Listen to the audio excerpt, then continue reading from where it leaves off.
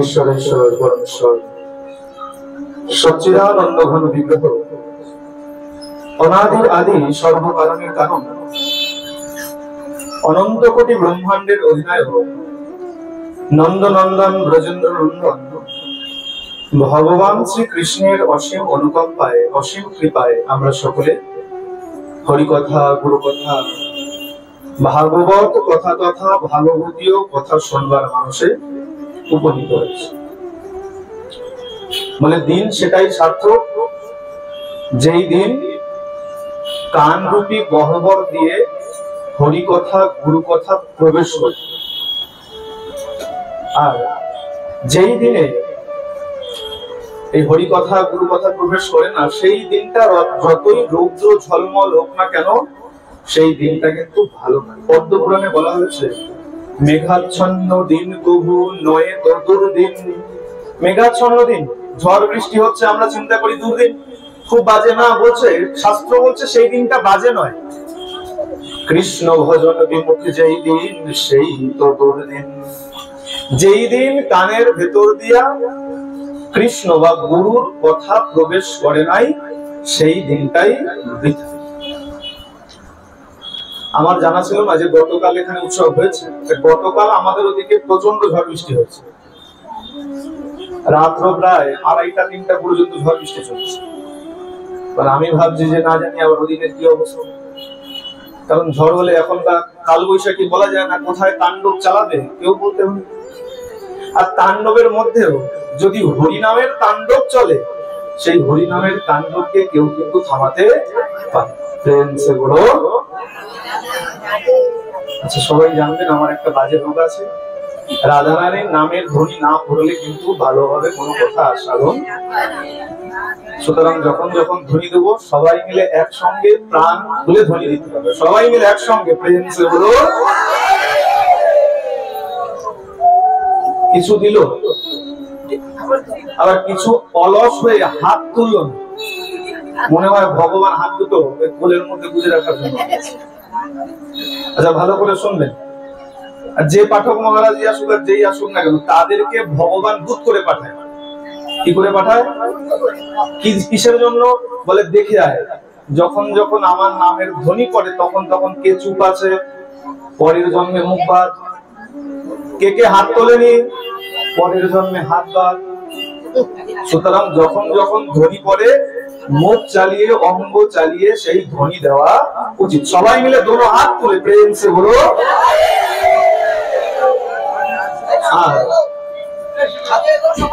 আচ্ছা, মায়েরা একটু এগিয়ে গিয়েছো, বাবারাও একটু চেপে চেপে এসো। হারমোনিয়াম দেওয়া বলে এগিয়ে দাও, এইগুলোকে একটু সামনের দিকে দিয়ে দাও, এখন তো লাগছে না।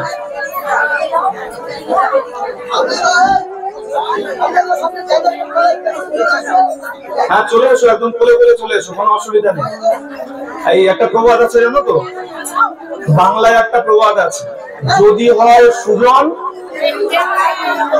আপনারা বাকিটা জানেন, আর বলার প্রয়োজন নাই। সুতরাং কোলে করে হলেও হরিনাম যেভাবে ইচ্ছা সেভাবে শুনে নেওয়া উচিত। ভোলানাথ, এই যে ভালো করে শুনুন, বাবারা মাকে এত কেন ভালোবাসে? বাবা বলতে ভোলানাথের কথা বলছি, আপনার আমার বাবার কথা বলছি, আমাদের জগৎ পিতা। আমি ভোলানাথের কথা বলছি, পরম বৈষ্ণব ভোলানাথ। মা পার্বতীকে এত কেন ভালোবাসে? মা পার্বতী ভোলানাথের কাছে এই অমর কথা, ভগবানের কথা শুনতে চেয়েছিল। তাই ভগবান ভোলানাথ কি করেছিলেন? মা পার্বতীকে কোলে বসিয়ে, মা পার্বতীকে কিন্তু ভাগবত এমনি এমনি শোনায়নি, কোলে বসিয়ে তারপরে শুনিয়েছিল। এখন চিন্তা করুন, ভাগবত কথা চাইলে পরে কোলে উঠে বসেও শোনো, কিন্তু ব্যর্থ যেন। প্রথমে যে বাবা ফোন করেছিলেন, আমাকে বলা হয়েছিল যে অক্ষয় তৃতীয়ার দিন, প্রথমত জানতাম না যেখানে পাদুকা আসবে। কত বড় সৌভাগ্য দেখুন আপনাদের, যে মহাপ্রভু নাম প্রেমের বন্যায় জগৎকে ভাসিয়ে দিয়ে গিয়েছিল, তার চরণের স্পর্শ আছে যে পাদুকায়। আমাদের কত বড় সৌভাগ্য, এটা একবার চিন্তা করে দেখুন। যে যে দর্শন গত বছর করেছেন আর যে যে এবছর করবেন, একবার বিচার করে দেখুন। সেই পাদুকা স্পর্শ দূরের কথা, স্পর্শের কথা ছেড়ে দিন, এই নয়ন দিয়ে সেই পাদুকার দর্শন, এটা যে কত বড় সৌভাগ্যের বিষয় এই বিচার করে বলা যাবে।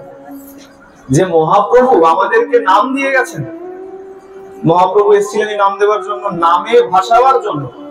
কারণ বলে দেখো, এই সত্য, ত্রেতা, দাপর, এই 3 যুগের মানুষের সাধন ছিল।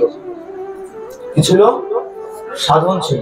সাধন বলতে ভজনা করে, তপস্যা করে, যাগ যজ্ঞ করে ভগবান পর্যন্ত পৌঁছাতে পারত, উপায় ছিল। কিন্তু কলিহত জীবে না তো সাধন আছে, না তো ভজন আছে, না তো যাগ আছে, না তো যজ্ঞ আছে, কিছু নাই। যজ্ঞ করবেন, দ্রব্য শুদ্ধি নাই। ভালো করে শুনবেন মন দিয়ে, দ্রব্য শুদ্ধি নাই, বাস্তব সত্য কথা। এই বাজার থেকে আপনি ভালো জিনিসই কিনছেন, পবিত্র জিনিস কিনছেন, যে রাস্তার উপর দিয়ে হেঁটে আসছেন সেই রাস্তায় কোনো বাজে দ্রব্য যে পড়ে নাই, এর কোনো বিচার আছে? তাও তো ছেড়ে দিন, এখন চায়ের দোকানে চা খেয়ে কাপগুলোকে এমন ভাবে ফেলে, প্রতিনিয়তই সেগুলোকে পাড়িয়ে পাড়িয়ে আসতে। তাহলে দ্রব্য শুদ্ধ আছে? নাই। মন্ত্র শুদ্ধ নাই। বলে বাবা ব্রাহ্মণদের নিন্দা করছো না, আমি কোনো ব্রাহ্মণকে নিন্দা করছি না, ভালো করে শুনবেন। আমি নিজেও একজন ব্রাহ্মণ, সুতরাং আমি স্বজাতীয়কে নিন্দা কখনো করছি না। আমাদের নিজেদের মধ্যে দোষ আছে, আমরা বাংলায় উচ্চারণ করতে পারি না। পারি? একজনও বলুন যে আমি বাংলা ভালো করে উচ্চারণ করতে পারি। আমরা কজন বলি কৃষ্ণ? বলি না। আমরা কি বলি? কৃষ্ণ। মানে কয় শিকার আর পেট কাটা মূর্ধন্যয় শয়ে নয়। কৃষ্ণ শব্দটা কি কৃষ্ণ, কয় রিকার। সুতরাং বাংলা আমাদের শুদ্ধ নাই, আর সেখানে দাঁড়িয়ে আমরা কি করে সংস্কৃত মন্ত্র উচ্চারণ করবো সঠিকভাবে? সম্ভব? সম্ভব। আমরা বলি বৃন্দাবন যাই। কোথায় যাই? আমরা কি বৃন্দাবন যাই? কোথায় যাই? বৃন্দাবন। তাহলে বাংলা উচ্চারণ শুদ্ধ নাই, মন্ত্র উচ্চারণ করবে কি করে? আচ্ছা, একজনও হাত তুলুন যে দুর্গাপূজায় অষ্টমীর দিন শুদ্ধ সংস্কৃত মন্ত্রে অঞ্জলি দিয়েছে। আচ্ছা, না, ঠাকুর মশাই সঠিক মন্ত্র বলেছে। ঠাকুর মশাই তো বই নিয়ে দাঁড়িয়ে বলেছে, তার অভ্যাস আছে উচ্চারণ। ওই এক মন্ত্র ওই ছোটবেলা থেকে আজ পর্যন্ত যে কতবার উচ্চারণ করেছেন, তার সব ঠিক আছে। কিন্তু একটা শব্দ শুনে বলতে বলতে পরের শব্দ উচ্চারণ করে নেয়, আর আমরা শুনি একরকম, বলি আরেক। তো ভালো করে মন দিয়ে শুনবেন। এক ব্রাহ্মণ ছিলেন, গ্রামের ব্রাহ্মণ, সাধারণ ব্রাহ্মণ। তার পত্নীর খুব রোগ হয়েছে, এমন রোগ হয়েছে যে আর বাঁচে না। এখন শেষ চেষ্টা ছাড়া আর কোনো উপায় নেই। শেষ চেষ্টা কি শুনেছে? 2 গ্রাম পরে এক বৈদ্য আছে, কবিরাজ আছে, সে খুব সাংঘাতিক ওষুধ দেয়। ওষুধ কি? মন্ত্র ওষুধ দেয়। মন্ত্র ওষুধ দেয়, আর সেই মন্ত্র ওষুধে বড় থেকে বড় রোগ পর্যন্ত সেরে যায়। এখন দেখুন, শেষ উপায়, শেষ ব্যবস্থা, শেষ চেষ্টা। আর নিজের বউ বলে কথা, তাই না? বউকে তো সবাই ভালোবাসে, কে না ভালোবাসে? এখানে সব মায়েরা আছে, সবাই জানে স্বামী কত ভালোবাসে। ছুটেছে 2 গ্রাম পরে, 2 গ্রাম পরে গিয়ে সেইখান থেকে কবিরাজের থেকে ওষুধ পথ্য জেনে মন্ত্র দিয়েছে। একটু মন দিয়ে শুনবেন সবাই। মন যদি এখানে না থাকে কোনো কাজ কিন্তু হবে। চিকিৎসা কার হচ্ছে? মনে। হসপিটালে পা ভেঙে গেছে, ওটিতে যদি আপনার পাটা না থাকে, অপারেশন করতে পারবে ডাক্তার? আপনি পা নিয়ে বাড়ি চলে এসেছেন, অপারেশন হবে? তাই এখানে এসেছেন মনের রোগ সারাবার জন্য, কলিহত যে। মনটাকে যদি এইখানে না রাখেন, তাহলে চিকিৎসা হবে কি করে? মনটাকে এখানে রাখুন সবাই। আজকে ওই ব্রাহ্মণ গেছে, কবিরাজ ওষুধ দিয়েছে, ভালো করে মন দিয়ে শুনুন। কবিরাজ বলছে, শোন, এই মন্ত্র নিয়ে যা, আর বাড়িতে গিয়ে বউকে এই মন্ত্র শোনাবি, আর তুই 9 দিন এই মন্ত্র উচ্চারণ করবি। 9 দিন উচ্চারণ করলে 10ম দিনের দিন তোর পত্নী ভালো। ভালো কথা। যথারীতি মন্ত্র দিয়েছে। কি মন্ত্র দিয়েছে? একটু মন দিয়ে শুনবেন। মন্ত্র বলছে, ভারজাম রক্ষতু ভৈরবী। এতটুকু। এটা কিন্তু গল্প বলার জন্য বলছি না, এটা দুর্গা কবচ স্তোত্রের একটা মন্ত্র। বললাম ভারজাম রক্ষতু ভৈরবী, বলে যা এটা গিয়ে 9 দিন জপ করবি, 10ম দিনের দিন তোর পত্নী ভালো হয়ে যাবে। খুব আনন্দ। 2 গ্রাম পরে গিয়েছিল ওষুধ আনতে, মন্ত্র আনতে, এখন 2 গ্রাম পার হয়ে আসছে। এখন কি হচ্ছে একটু শুনবেন, এটা আমাদের সঙ্গেও ঘটে। মন্ত্র মনে আওড়াতে আওড়াতে আসছে, জপ করতে করতে আসছে, রাস্তায় দেখা হচ্ছে পরিচিত ব্যক্তির সঙ্গে, কাকিমার সাথে কাকিমা, জেঠিমার সঙ্গে জেঠিমা, দিদিমার সঙ্গে দিদিমা, জ্যাঠার সঙ্গে জ্যাঠা। আর দেখা হলে কি বলছে, আরে জয়নিতাই কোথায় গিয়েছিলে? আরে ওই অমুক পাড়ায় গিয়েছিলাম ওষুধ আনার জন্য। আমরাও করি না? অপরাধ নেবেন না। নামের থলিতে জপ করছি, জব করতে করতে বাজারে গিয়ে জিজ্ঞেস করছি পটলের দাম কত। শুনতে খারাপ লাগে, এটাই বাস্তব সত্য। হরিনাম মহামন্ত্রের মধ্যে কোথাও লেখা নেই পটলের দাম কত, বা কোথায় গিয়েছিলেন, কেমন আছেন। যদি মনে সংশয় থাকে, হরিভক্তি বিলাস 17 থেকে 19তম বিলাস খুলে দেখে নেবেন। জপের মালায় জপ করার কি নিয়ম আছে, অভ্যাস করুন। আমি কাউকে বলছি না যে না তার মানে জপের মালা ছেড়ে দেবেন, না, জপের মালার অভ্যাস ভালো, কিন্তু যতটা সময় গুরুদেবের নির্দিষ্ট সংখ্যা পূরণ করার জন্য যে জপ করছেন, মনে করুন 16 মালা জপ করবেন, সেই 16 মালা একনিষ্ঠ জায়গায় একাকী বসে চুপচাপে করা উচিত। জপের মালায় সংখ্যাবদ্ধ জপ করতে করতে মাথা উঁচু নিচু করতে নাই, হাসতে নাই, কথা বলতে নাই। নামের মধ্যে যদি ভেদ আসে, হরে কৃষ্ণ বলতে বলতে যদি বিচ্ছেদ হয়ে যায়, তাহলে প্রণব শব্দ উচ্চারণ করে তারপরে আবার জপ শুরু করতে হবে। মালায় জপ করতে করতে ভালো করে শুনবেন, সংখ্যাবদ্ধ জপের কথা বলছি। জপ করতে করতে হাঁটতে নাই। অভ্যাসের জন্য যারা করছেন খুব ভালো, কোনো অসুবিধা নেই। অনেকে আবার এতে আনন্দ পায়, হ্যাঁ ভালো বলেছেন, এইভাবে জপ হয় না। না, এইভাবে ওই জপের মালার সংখ্যাবদ্ধ জপ হয় না, কিন্তু অভ্যাস হয়। ওই যারা বলে খালি মুখে নাম করবো, সারাদিনে 1-12 নাম করবো। জপের মালা যদি হাতে থাকে না, অভ্যাস। এটা আমার হাতে কিছু একটা আছে, মনটা এই জপের থলির মধ্যে আছে, এটা একটা অভ্যাস, ভালো অভ্যাস, এটা করুন।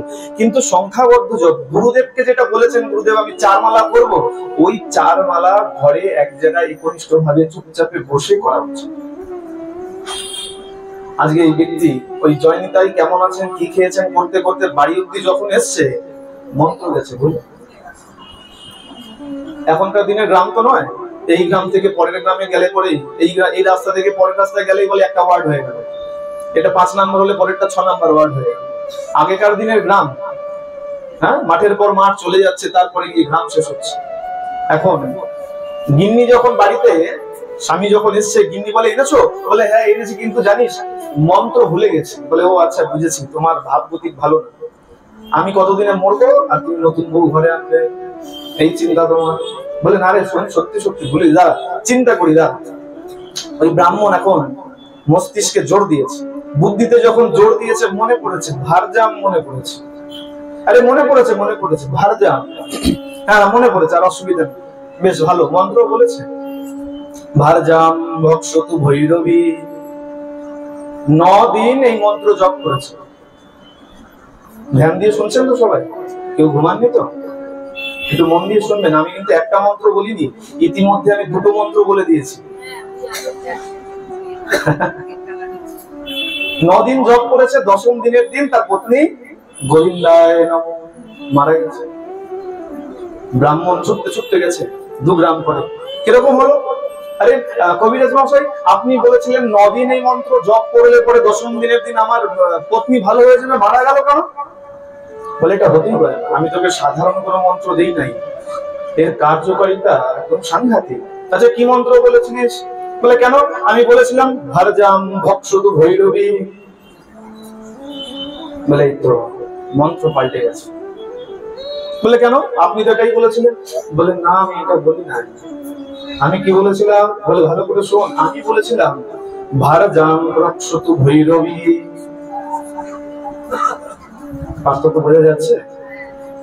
ভারজাম মানে পত্নী, রক্ষতু মানে রক্ষা করো, ভৈরবী মানে মা দুর্গা। হে মা দুর্গা, আমার পত্নীকে রক্ষা করো। আর ওই ব্যক্তি, ওই ব্রাহ্মণ জয়নিতাই কেমন আছেন, কি খেয়েছেন করতে করতে বাড়ি এসে মন্ত্র উচ্চারণ করেছে ভারজাম ভক্ষতু ভৈরবী। ভারজাম মানে পত্নী, আর রক্ষকুর জায়গায় ভক্ষকু হয়ে গেছে, ভক্ষণ করা হয়ে গেছে। ভক্ষকু মানে ভক্ষণ করে নাও। ভৈরবী মা দুর্গা তো বলেছিল মা দুর্গা ভক্ষণ করে না, মা দুর্গা তোর বউকে খেয়ে নিয়েছে। আমাদের অবস্থা আমরা শুনি এক, বলার সময় আরেক। মহাপ্রভু বুঝতে পারলেন কলিহত জীবের এইসব পথ দিলে এরা পারে। কি করতে হবে বলে, সব থেকে সোজা পথ 16 নাম 32 অক্ষর দিয়ে দাও, এরা যত পারবে জপ করবে, আর জপে জপে এদের পুণ্য সঞ্চয়। প্রেম সে বলো। এই কারণেই অনেকে বিচার করে মহাপ্রভু কিছু মূর্খ ব্যক্তিকে পেয়েছিল আর তাদেরকে বোকা বানিয়ে এই নাম দিয়ে চলে গেছে। একটু মন দিয়ে শুনবেন।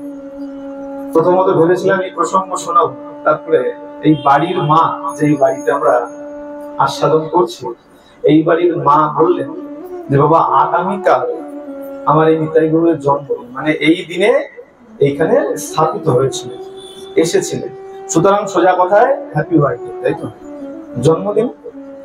জন্মদিন যখন, তাহলে একটু জন্মদিনের প্রসঙ্গই শোনা, যে উপলক্ষ আমরা বিরহ হলে একটু নির্জান কথা শুনি, জন্মদিন যখন একটু আনন্দের কথাই শোনা উচিত। কেন বলে, এখন তো জন্মদিন, কেক কাটা, বেলুন ফাটানো, আর আমাদেরও আনন্দ, আমরাও এই নামের প্রেমে একদম মাতোয়ারা হয়ে যাবে। একটু ভালো করে শুনুন। এই যারা বলেন যে মহাপ্রভু কিছু মূর্খ লোককে পেয়েছিল আর ওই হরিনাম দিয়ে বোকা বানিয়ে চলে গেছে, হরিনাম করবার কিছু লাগবে না।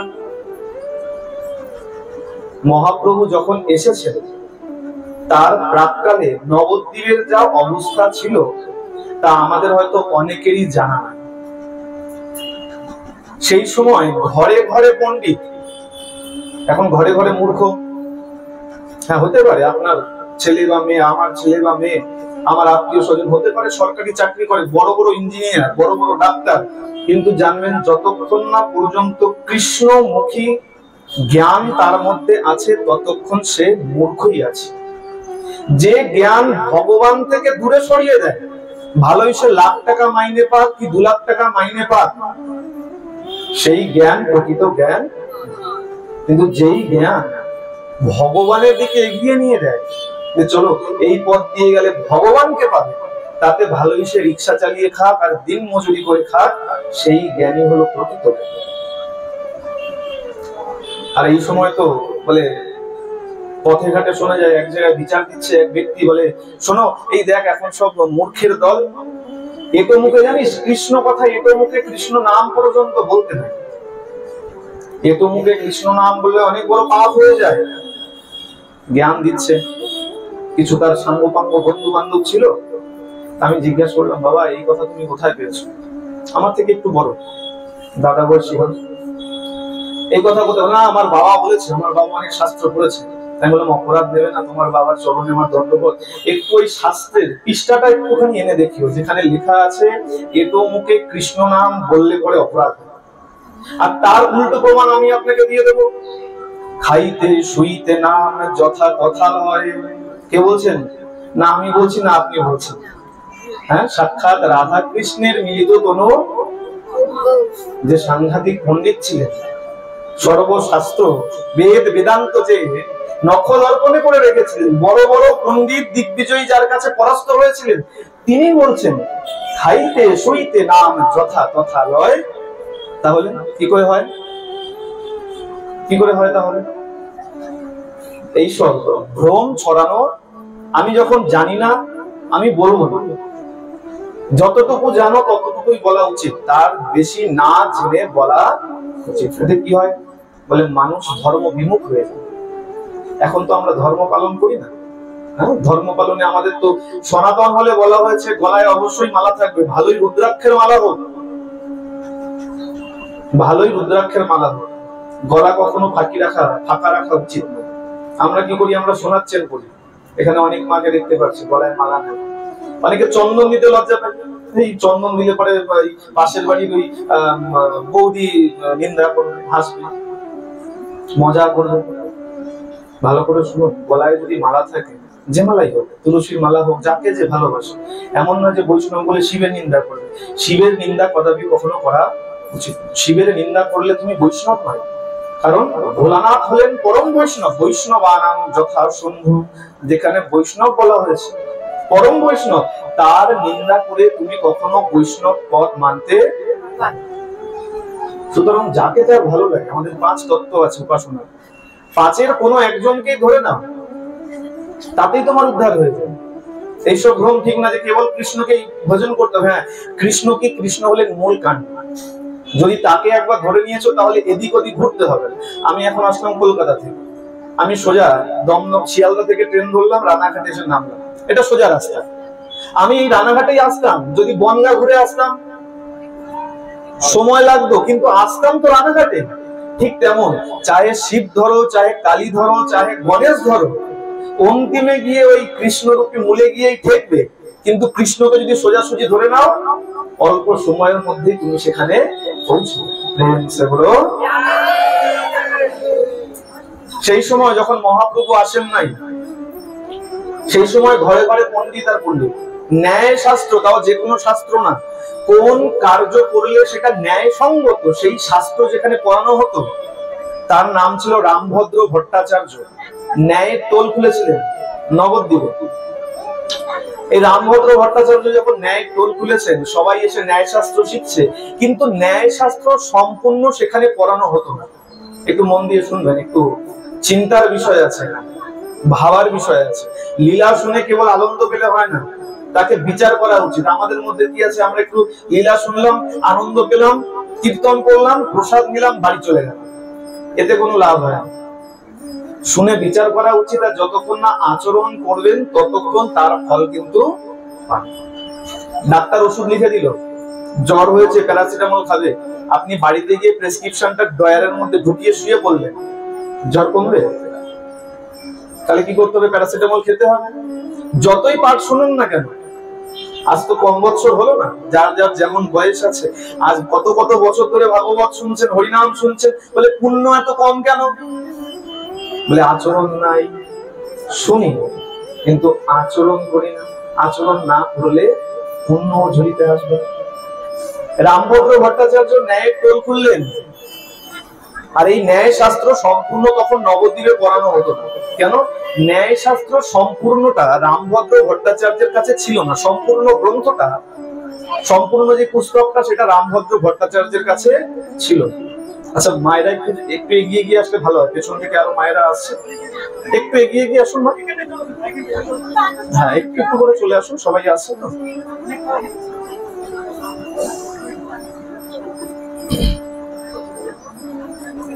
হ্যাঁ, একটু একটু করে এগুলো দেখবেন, অনেক জায়গা। বলে দেখো, এই জায়গায় সার্থক। কতজনের বাড়িতে এর থেকে বড় বড় ছাপ পড়ে আছে, কিন্তু কীর্তন হয় না, হরিনাম হয় না, কি ভোলানাথের কীর্তন হয় না, কি মায়ের কীর্তন হয় না, পূজাও হয় না। সেই জায়গায় কি লাভ? কিন্তু এই জায়গায় সার্থক, যেখানে বসে অন্তত ভগবত প্রসঙ্গ আলোচনা হয়, ভক্তদের আগমন ঘটে, সেই জায়গায় সার্থক, আর সেই সময় সার্থক। এই রামভদ্র ভট্টাচার্য যখন টোল খুলেছেন, এই সময় সমস্ত ন্যায় শাস্ত্র পড়ানো হতো মিথিলাতে। মিথিলাতে একমাত্র সম্পূর্ণ ন্যায় শাস্ত্র পড়ানো হতো। আর এই রামভদ্র ভট্টাচার্যের সময় আরো 2 জন অধ্যাপক ছিলেন, পণ্ডিত ছিলেন। একজনের নাম হলো মহেশ্বর বিশারদ, আর একজনের নাম বললে সবাই চিনবেন, নীলাম্বর চক্রবর্তী। কে ছিলেন? নিমাইয়ের।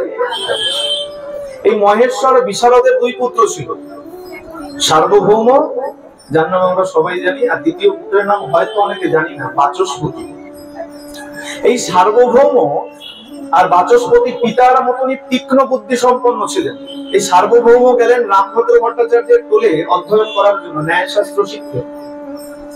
এই ন্যায়শাস্ত্র যখন শিখতে লেগেছেন, সম্পূর্ণ গ্রন্থ যেহেতু নেই, এই সম্পূর্ণ ন্যায়শাস্ত্র অধ্যয়ন করতে পারছেন। তিনি চিন্তা করছেন, না, এই সম্পূর্ণ শিক্ষা যদি না পাই তাহলে শিক্ষার দাম কি? তাহলে আমাকে সম্পূর্ণ শিক্ষা আয়ত্ত করতে হবে। তার জন্য কি করতে হবে? আমাকে মিথিলায় যেতে হবে।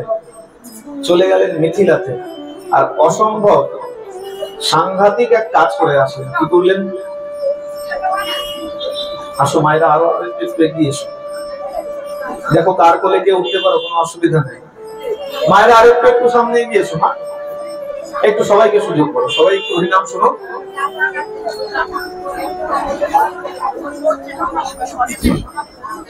মায়েরা একটু চেপে যাও, অসুবিধা নেই, অনেকটা জায়গা আছে। হ্যাঁ এখানে হয়ে যাবে, 5 জন হয়ে যাবে, অসুবিধা নেই।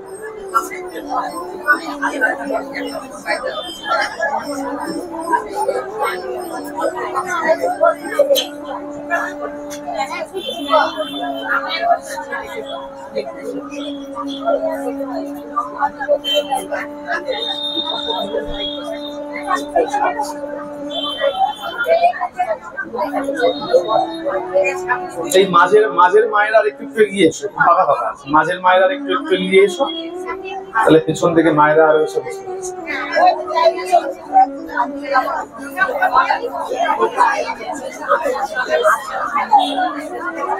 এরই নাম সাধু সঙ্গ, দেখেছেন তো? এই যার সাথে যা রাগারাগি আছে দেখুন পাশাপাশি সেই বসেছে, এরই নাম সাধু সঙ্গ। সাধু সঙ্গে গেলে পরেই এই মনের যত মলিনতা আছে না সব দূরে চলে দেখবেন। রাগারাগি যার সাথে বেশি থাকে না, সাধু সঙ্গে তার পাশেই কি জায়গা পড়ে, আর কোথাও জায়গা নেই, তার পাশেই জায়গা। কেন? এটাই সাধু সঙ্গের গুণ। আসুন সবাই তাড়াতাড়ি একটু বসে যান।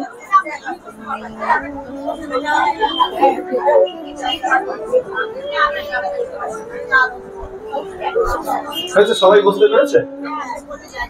আরম্ভ করবো? হ্যাঁ, কোথায় ছিলাম? সবাই মিলে একবার প্রেম সে বলো। ছিলাম ন্যায় শিক্ষায়। সার্বভৌম ভট্টাচার্য চলে গেলেন মিথিলায়, আর অমানসিক কাজ করে আসলেন। কি করলেন? এই মিথিলাবাসী নবদ্বীপ পড়ুয়াদের প্রচন্ড ভয় পেতেন। কেন? চিন্তা করতেন যদি আমাদের এই ন্যায় শাস্ত্র একবার যদি নবদ্বীপে চলে যায়, তাহলে আমাদের যে আধিপত্য, যে আমরা একমাত্র ওই ন্যায় শাস্ত্র সম্পূর্ণ করাই, চারদিকে আমাদের যে সুখ্যাতি নষ্ট হয়ে যাবে। তাহলে এই নবদ্বীপ থেকে যারাই অধ্যয়ন করতে আসতেন, পড়াতো, যখন বাড়ি ফিরতো যত পুস্তক থাকতো ব্যাগের থেকে সব রেখে দিত না, পুস্তক নিয়ে বাড়ি ফেরা যাবে, পড়ে যাও, পড়াশোনা করো। পড়াশোনা করে কতটা তুমি শিখবে? সার্বভৌম ভট্টাচার্য কি করলেন? ওই ন্যায় শাস্ত্র সম্পূর্ণ গ্রন্থটা, মোটা যেই পুরাণটা রয়েছে, শাস্ত্রটা সম্পূর্ণটা কণ্ঠস্থ করে নিলেন, মুখস্থ করে নিলেন। এই কারণে বলা হয়েছে অমানসিক কাজ। অমিয় নিমাই চরিতে পরিষ্কার এই শব্দই ব্যবহার করা হচ্ছে, অমানসিক কাজ। কেন? বলে আমরা 2 পাতার বই, এই গুরু বন্দনার একটু ছোট্ট গানটাই মুখস্থ করতে পারি, গুরু প্রণাম মন্ত্র মুখস্থ করতে পারি না, পিতা মাতার প্রণাম মন্ত্র মুখস্থ করতে পারি না, সেখানে অত বড় একটা শাস্ত্র মুখস্থ করে সমস্তটা মুখস্থ করেছে। সার্বভৌমের মনের ভাবটা এরকম, বলে বেশ বই নিতে দেবে না, ভালো কথা, বই কেড়ে নাও, নাও এখন আমার বুদ্ধি কেড়ে নাও, আমি তো মুখস্থ করে নিয়েছি, সব তো এখন এইখানে স্টোর হয়ে গেছে, কেড়ে নাও। সার্বভৌম সম্পূর্ণ ন্যায় শাস্ত্র অধ্যয়ন করে নবদ্বীপে এসে টোল বসালেন। আর যখনই টোল বসিয়েছেন, দেখতে না দেখতে মিথিলার আধিপত্য নষ্ট হয়ে গেছে, সবাই এসে এখন নবদ্বীপে ভিড় করতে শুরু করেছে।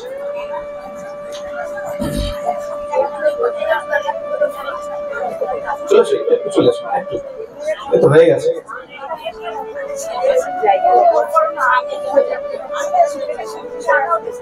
একটু এগিয়ে চলে আসুন।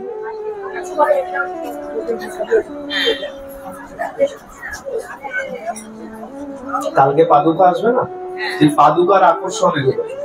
চুম্বক, লোহা যদি থাকে যতই দূরে থাকুক, চুম্বকের ক্ষমতা যেমন হয়, যত দূরের লোহা হোক না কেন, বড় চুম্বক হলে টেনে নিয়ে চলে আসে। আর এগুলো কি বলে? এটাও লালসা। কৃষ্ণ ভক্তি রসে ভরা মতি যদি পাও, তরা করি মহাগ্রহে তারে কিনে লও, ভক্তি প্রতি লালসাই মূল তার হয়, কোটি জন্মকৃত পুণ্যে ইহা লব্ধ নয়। ভক্তি সম্পর্কে বলা হয়েছে, ভক্তির প্রতি লালসা থাকলেই তুমি ভক্তি পেতে পারো। কত মানুষ তো রয়েছে বাড়িতে চিন্তা করছে যাবো কালকে একবার দেখে আসবো, আজকে তো ভাগবতী হবে, আর কি হবে। আর এই যারা আপনারা এসেছেন কেন? লালসা, লোভ রয়েছে। ভগবানের কথা শুনবো, ভগবানের কি কথা হয়, যা হোক সেই কথা শুনবো। লালসা যদি না থাকে তাহলে ভক্তি লাভ করা যায়। লালসার ফলে এই সবাই এতজন এখানে উপস্থিত হয়েছে। আসুন, হয়েছে, সবাই বসা হয়েছে, বারবার থেমে গেলে আনন্দ পাওয়া যায়। দেখবেন বাড়িতে, অনুষ্ঠান বাড়িতে খাচ্ছেন, হ্যাঁ, আলু ভাজা শাক দিয়ে চলে গেছে, এইবার 10 মিনিট হয়ে গেল রসা আসছে না, কি করবেন? বলে আরে ভাজা খাওয়া হয়ে গেছে, শাক হয়ে গেছে, রসা আসে না, বসে আছি। মাঝে ব্যাঘাত ঘটলে রস আস্বাদনের ব্যাঘাত। যারা আসছেন একটু সবাই যে কোনো জায়গা করে আস্তে আস্তে বসে, মাঝে মাঝে ব্যাঘাত হয়ে গেলে আনন্দ পাওয়া যাবে।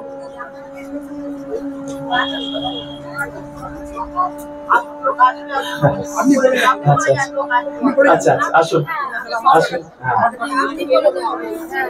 এই সার্বভৌম ন্যায় যখন টোল খুললেন নবদ্বীপে, টোল খুলেছেন চারদিক থেকে, এখন নবদ্বীপে ভিড় বাড়তে আরম্ভ করলো ন্যায় শিখবার জন্য।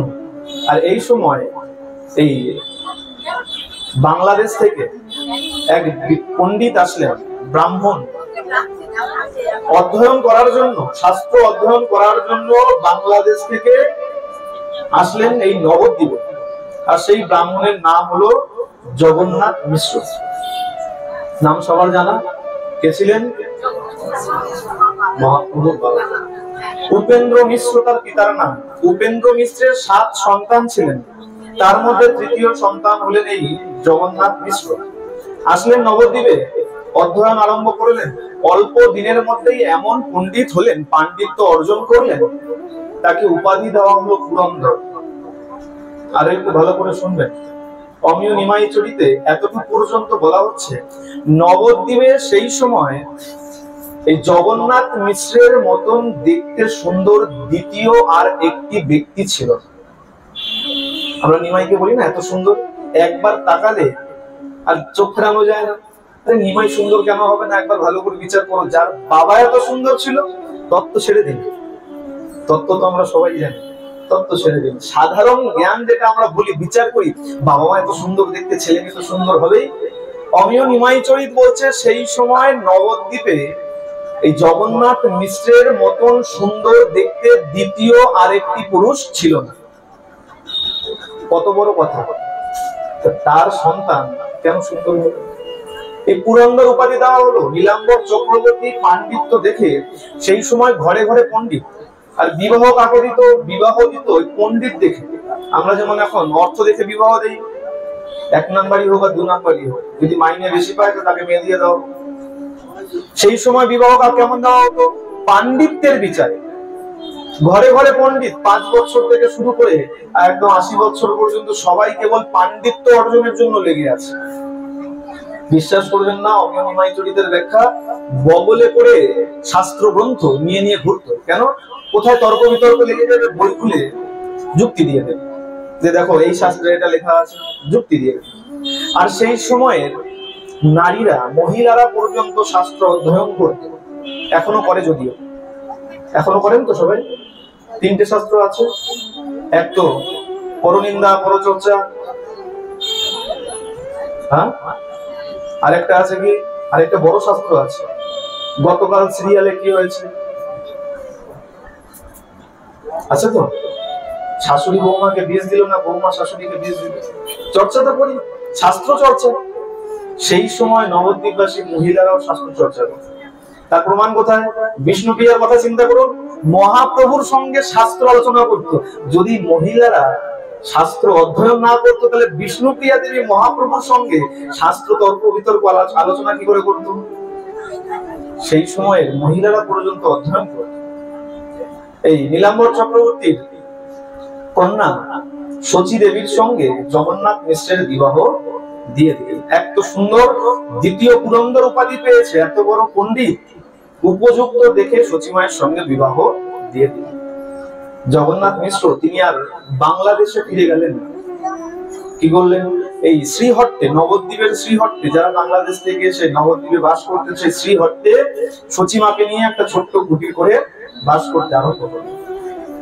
কিন্তু হঠাৎ করে এই জগন্নাথ মিশ্রের পিতা উপেন্দ্র মিশ্র পত্র লিখে পাঠিয়েছেন, যত তাড়াতাড়ি সম্ভব এই বৌমাকে আর নাতিকে সঙ্গে নিয়ে সাক্ষাৎ হয়েছে। সেই সনটা ছিল 1406 শতাব্দ। মন দিয়ে শুনবেন, সনটা বলার কারণ আছে, হিসাব করতে সুবিধা। 1406 শতাব্দের মাঘ মাস গেছেন, বাংলাদেশে যখন গেছেন, বাংলাদেশে গিয়ে যখন সেখানে অবস্থান করতে আরম্ভ করেছেন সচিমাকে সঙ্গে নিয়ে, এই 1406 শতাব্দীর মাঘ মাসে সচিমা আবার গর্ভবতী হয়েছে। ইতিমধ্যে এক পুত্র হয়েছে। আচ্ছা ভালো করে শুনবেন, এই সচিমায়ের অনেক দুঃখ ছিল, কারণ এই বিশ্বরূপের জন্মের আগে 8টি কন্যা হয়েছে। আমরা অনেকে বলি নিমাইরা 2 ভাই, না 2 ভাই নয়, 10 ভাই বোন ছিলেন, 8 দিদি ছিলেন আর 2 ভাই। 8 কন্যাই মারা গিয়েছিল। চিন্তা করুন, এক কন্যা, এক সন্তান মারা গেলে তার বিরহ কত হয়, তার দুঃখ কত হয়। আর সচিমা সেখানে 8 কন্যাকে হারিয়েছেন, তার বিরহ কতটা। তারপরে অন্ধের জ্যোষ্ঠী রূপে বিশ্বরূপ আসলেন, সেই বিশ্বরূপকে নিয়েই তারা আনন্দে মেতে থাকেন। আজকে বিশ্বরূপকে সঙ্গে নিয়ে আর সচিমাকে সঙ্গে নিয়ে জগন্নাথ মিশ্র বাংলাদেশে গিয়েছেন।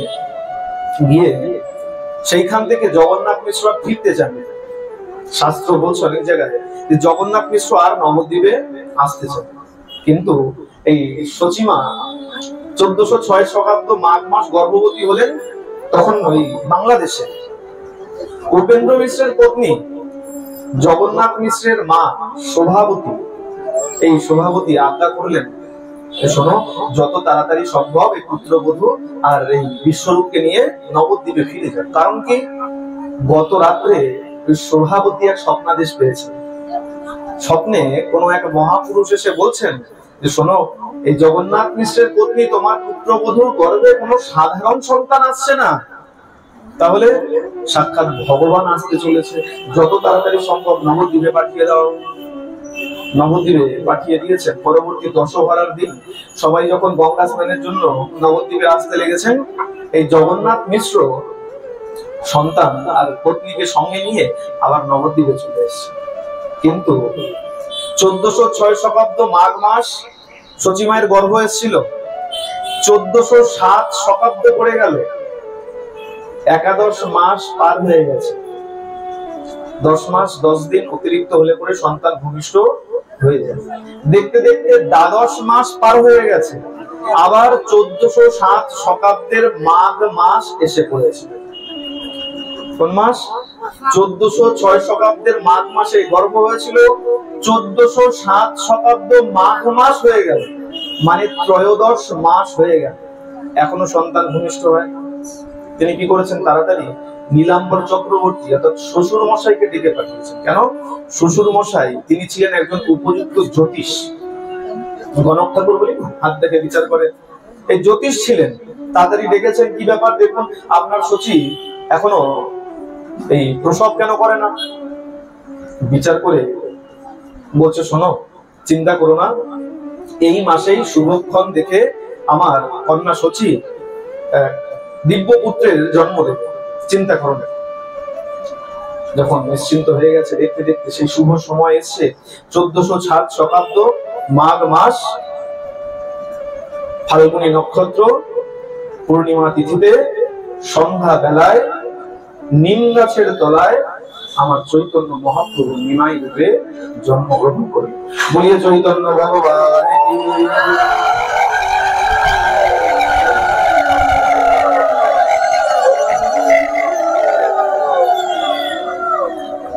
1407 মাস যে ফাল্গুন পৌর্ণমাসী সন্ধ্যাকালে হইল শুভক্ষণ, সিংহ রাশি সিংহ লগ্ন উচ্চ গ্রহগণ, সর্ববর্গ অষ্টবর্গ সর্ব সুলক্ষণ।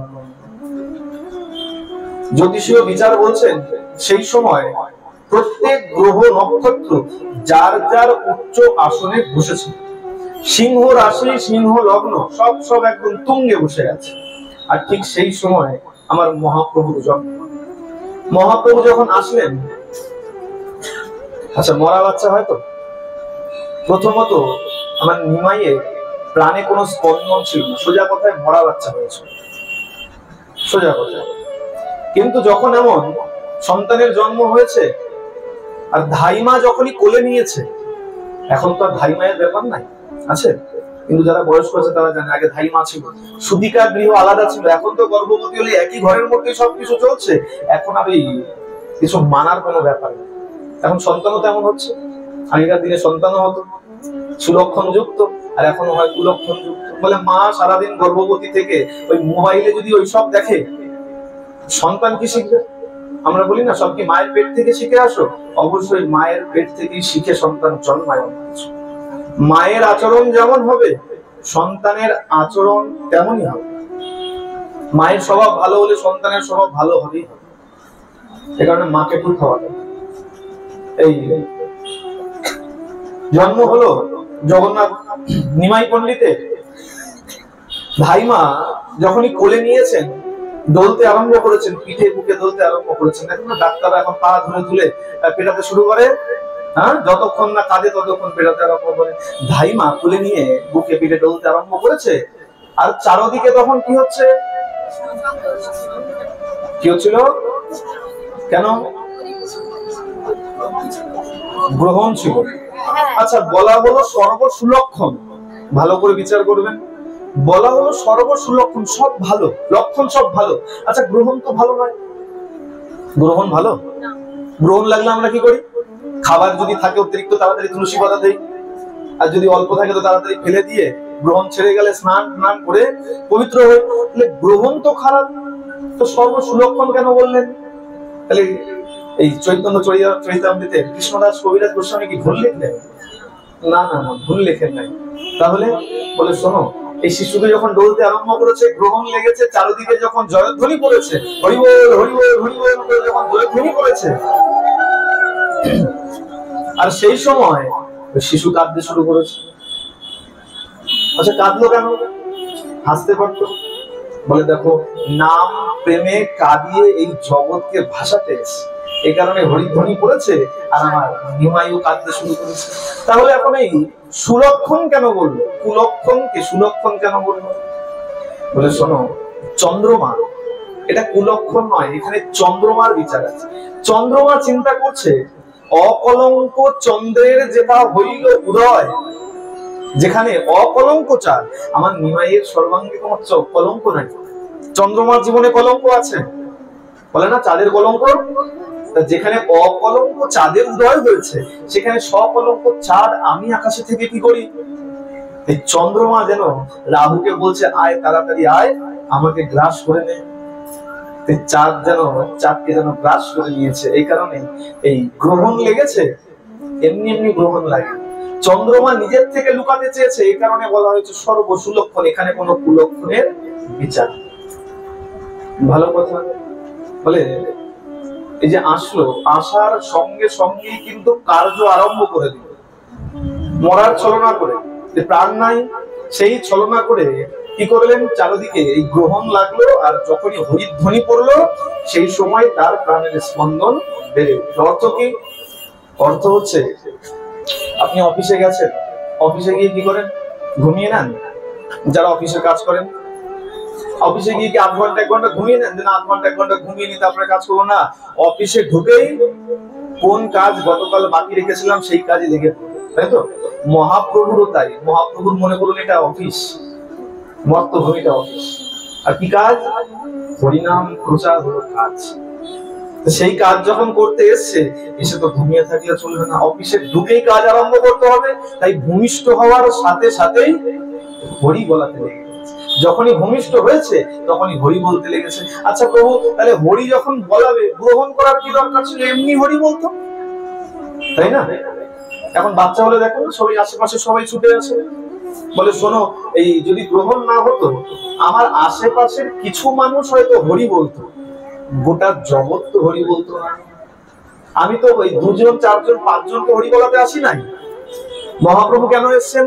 বলা হচ্ছে মহাপ্রভু যে পথ দিয়ে যায়, সেই পথের দুপাশে স্থাবর জঙ্গম পশু পক্ষী যা থাকে সবাই নামে প্রেমে পাগল হয়ে যায়।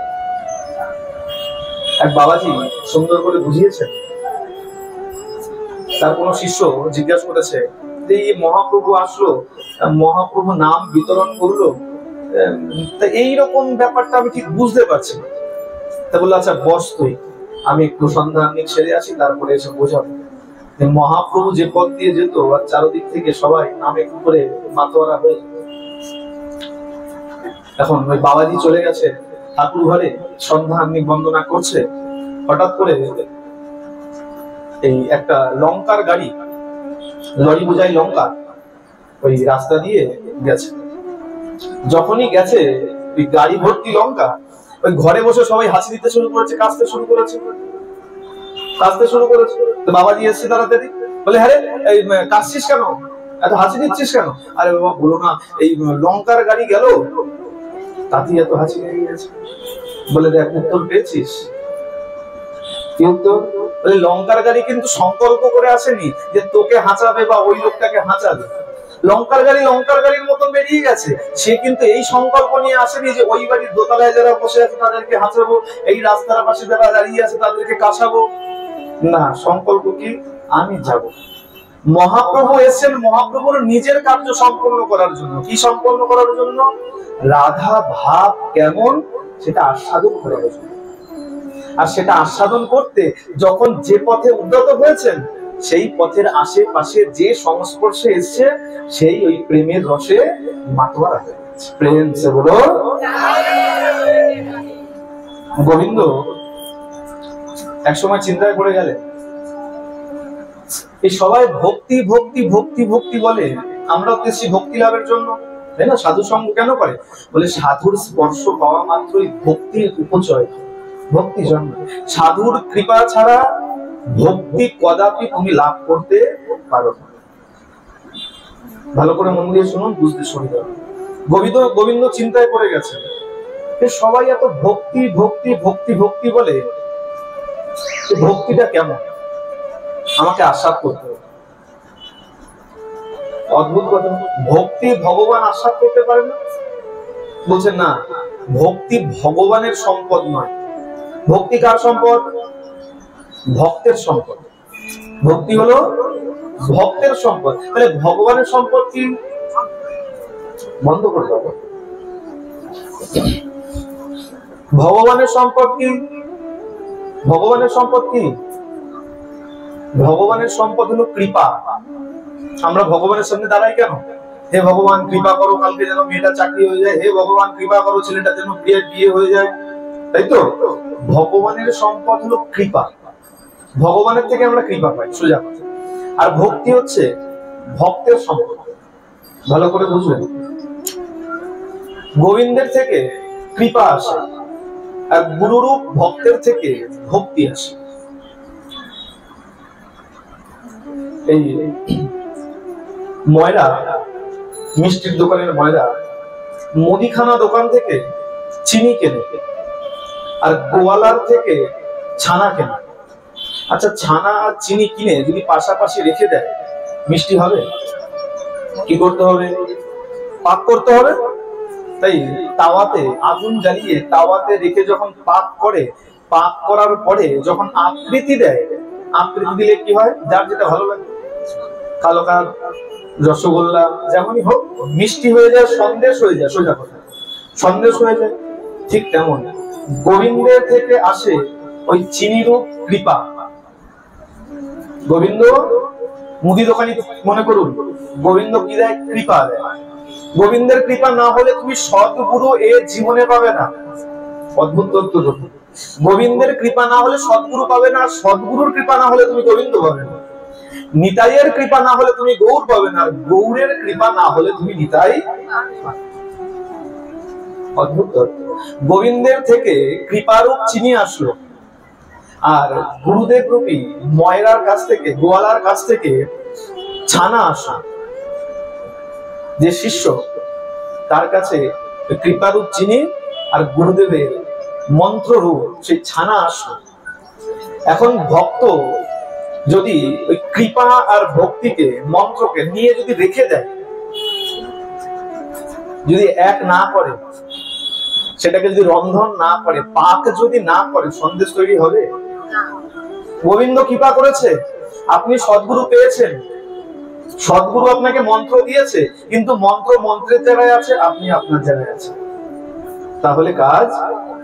কিন্তু ওই শিষ্য যখন গোবিন্দের কৃপারূপ চিনি আর গুরুদেবের মন্ত্ররূপ ওই ছানাকে যখন ভজনের আগুনে নিজের হৃদয় পাত্রে রেখে যখন পাক করে, তখন গিয়ে ওই ভক্তি রূপ সন্দেশের সৃষ্টি। আর এই যে ভক্তিরূপ সন্দেশ, এই সন্দেশটাই গোবিন্দ খাওয়ার জন্য লালসায় লালায়িত হয়ে থাকে। গোবিন্দ আর কিচ্ছু খান না। 56 ভোগ লাগিয়েছেন, বড় বড় মন্ডা মিঠাই দিয়েছেন, গোবিন্দ কিচ্ছু খান না। দুর্যোধন কত কত উপার্জন, 56 ভোগের ব্যবস্থা করেছেন।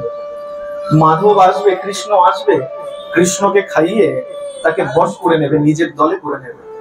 ভগবান আসলেন, গোবিন্দ আসলেন, মাধব আসলেন, কিন্তু সেই আহারকে উপেক্ষা করে চলে গেলেন সোজা বিদুর পত্নীর ঘরে। বিদুর পত্নী, যার ঘরে আহার নাই, বিদুর পত্নী যখনই দেখেছে কৃষ্ণ এসছে, মাধব এসছে, তাড়াতাড়ি ব্যতিব্যস্ত হয়ে তাড়াতাড়ি কলা নিয়ে বসে গেছে। ক্ষুধা পেয়েছে, গোবিন্দ বলছে বড় ক্ষুধা পেয়েছে। দেখো 56 ভোগ ফেলে এসে যদি কেউ বলে এখানে বসে ক্ষুধা পেয়েছে, তাহলে কি তার প্রকৃত ক্ষুধা আছে? গোবিন্দ বলছে ক্ষুধা পেয়েছে। আর বিদুর পত্নী কি করেছেন? কলা ছাড়াচ্ছে, কলাগুলো ছুঁড়ে ফেলে দিচ্ছে, খোসাগুলো গোবিন্দের মুখে ফেলে দিচ্ছে। বিদুর এসছেন, বিদুর এসে থামাতে গেছেন, গোবিন্দ ইশারা করে থামিয়ে দিচ্ছে, থামো। এবার এই সময় গোবিন্দকে প্রশ্ন করুন, ঠাকুর তুমি কি খাও? যখন মনে করুন মুখের মধ্যে কলার খোসা রয়েছে, এই সময়টাতে দাঁড়িয়ে গোবিন্দকে প্রশ্ন করুন, ঠাকুর তুমি কি খাও? গোবিন্দ কি বলবে? কলার খোসা খাচ্ছি। কেউ খায় নাকি? আপনারা খাবেন না? ভগবান কি বলে? আমি ভক্তের ভক্তিটা কেবলমাত্র গ্রহণ, ভক্তি ছাড়া দ্বিতীয় কিছু গ্রহণ। এই যে ভক্তিরূপ সন্দেশ, এই সন্দেশটার আস্বাদ কেমন? যেহেতু গোবিন্দের সম্পত্তি এটা নয়, গোবিন্দ এটা আস্বাদ করতে পারছেন না। ভগবান চিন্তা করছে আমাকে এই মিষ্টি খেতে হবে, এই সন্দেশ খেতে হবে, না খেলে বোঝা যাবে না আস্বাদ কেমন। বেশ, কি করেছেন ভগবান? এখন উপায় নেবেন, সিদ্ধান্ত নেবেন। আমরা সিদ্ধান্ত নিতে গেলে কি করি? ব্রাহ্মণের বাড়িতে যাই, সাধু গুরু বৈষ্ণবের বাড়িতে যাই, যে আমার এমন এমন ঘটনা ঘটেছে, আমি কি করব? গোবিন্দ আজকে সিদ্ধান্ত নেবেন। কি করেছেন? সমস্ত শাস্ত্রকে ডেকে পাঠিয়েছে, বেদ বেদান্ত যত আছে সবাইকে ডেকে পাঠিয়েছেন, এরকম সবাই বসে গেছে। ভগবান বলছেন যে শোনো, আমাকে এই ভক্তিরূপ সন্দেশের আস্বাদ দিতে হবে। কেমন মিষ্টি, কেমন স্বাদ আমাকে বুঝতে হবে। এর জন্য আমাকে কি করা উচিত সেটা বলি। বেদ বেদান্ত সবাই একে অপরকে গুতোচ্ছে, বলে তুই বল, ও বলে তুই বল। কেন? বলে যে ভগবান, যার থেকে আমাদের সৃষ্টি, আর আমরা কিনা তাকে বিধান দেব।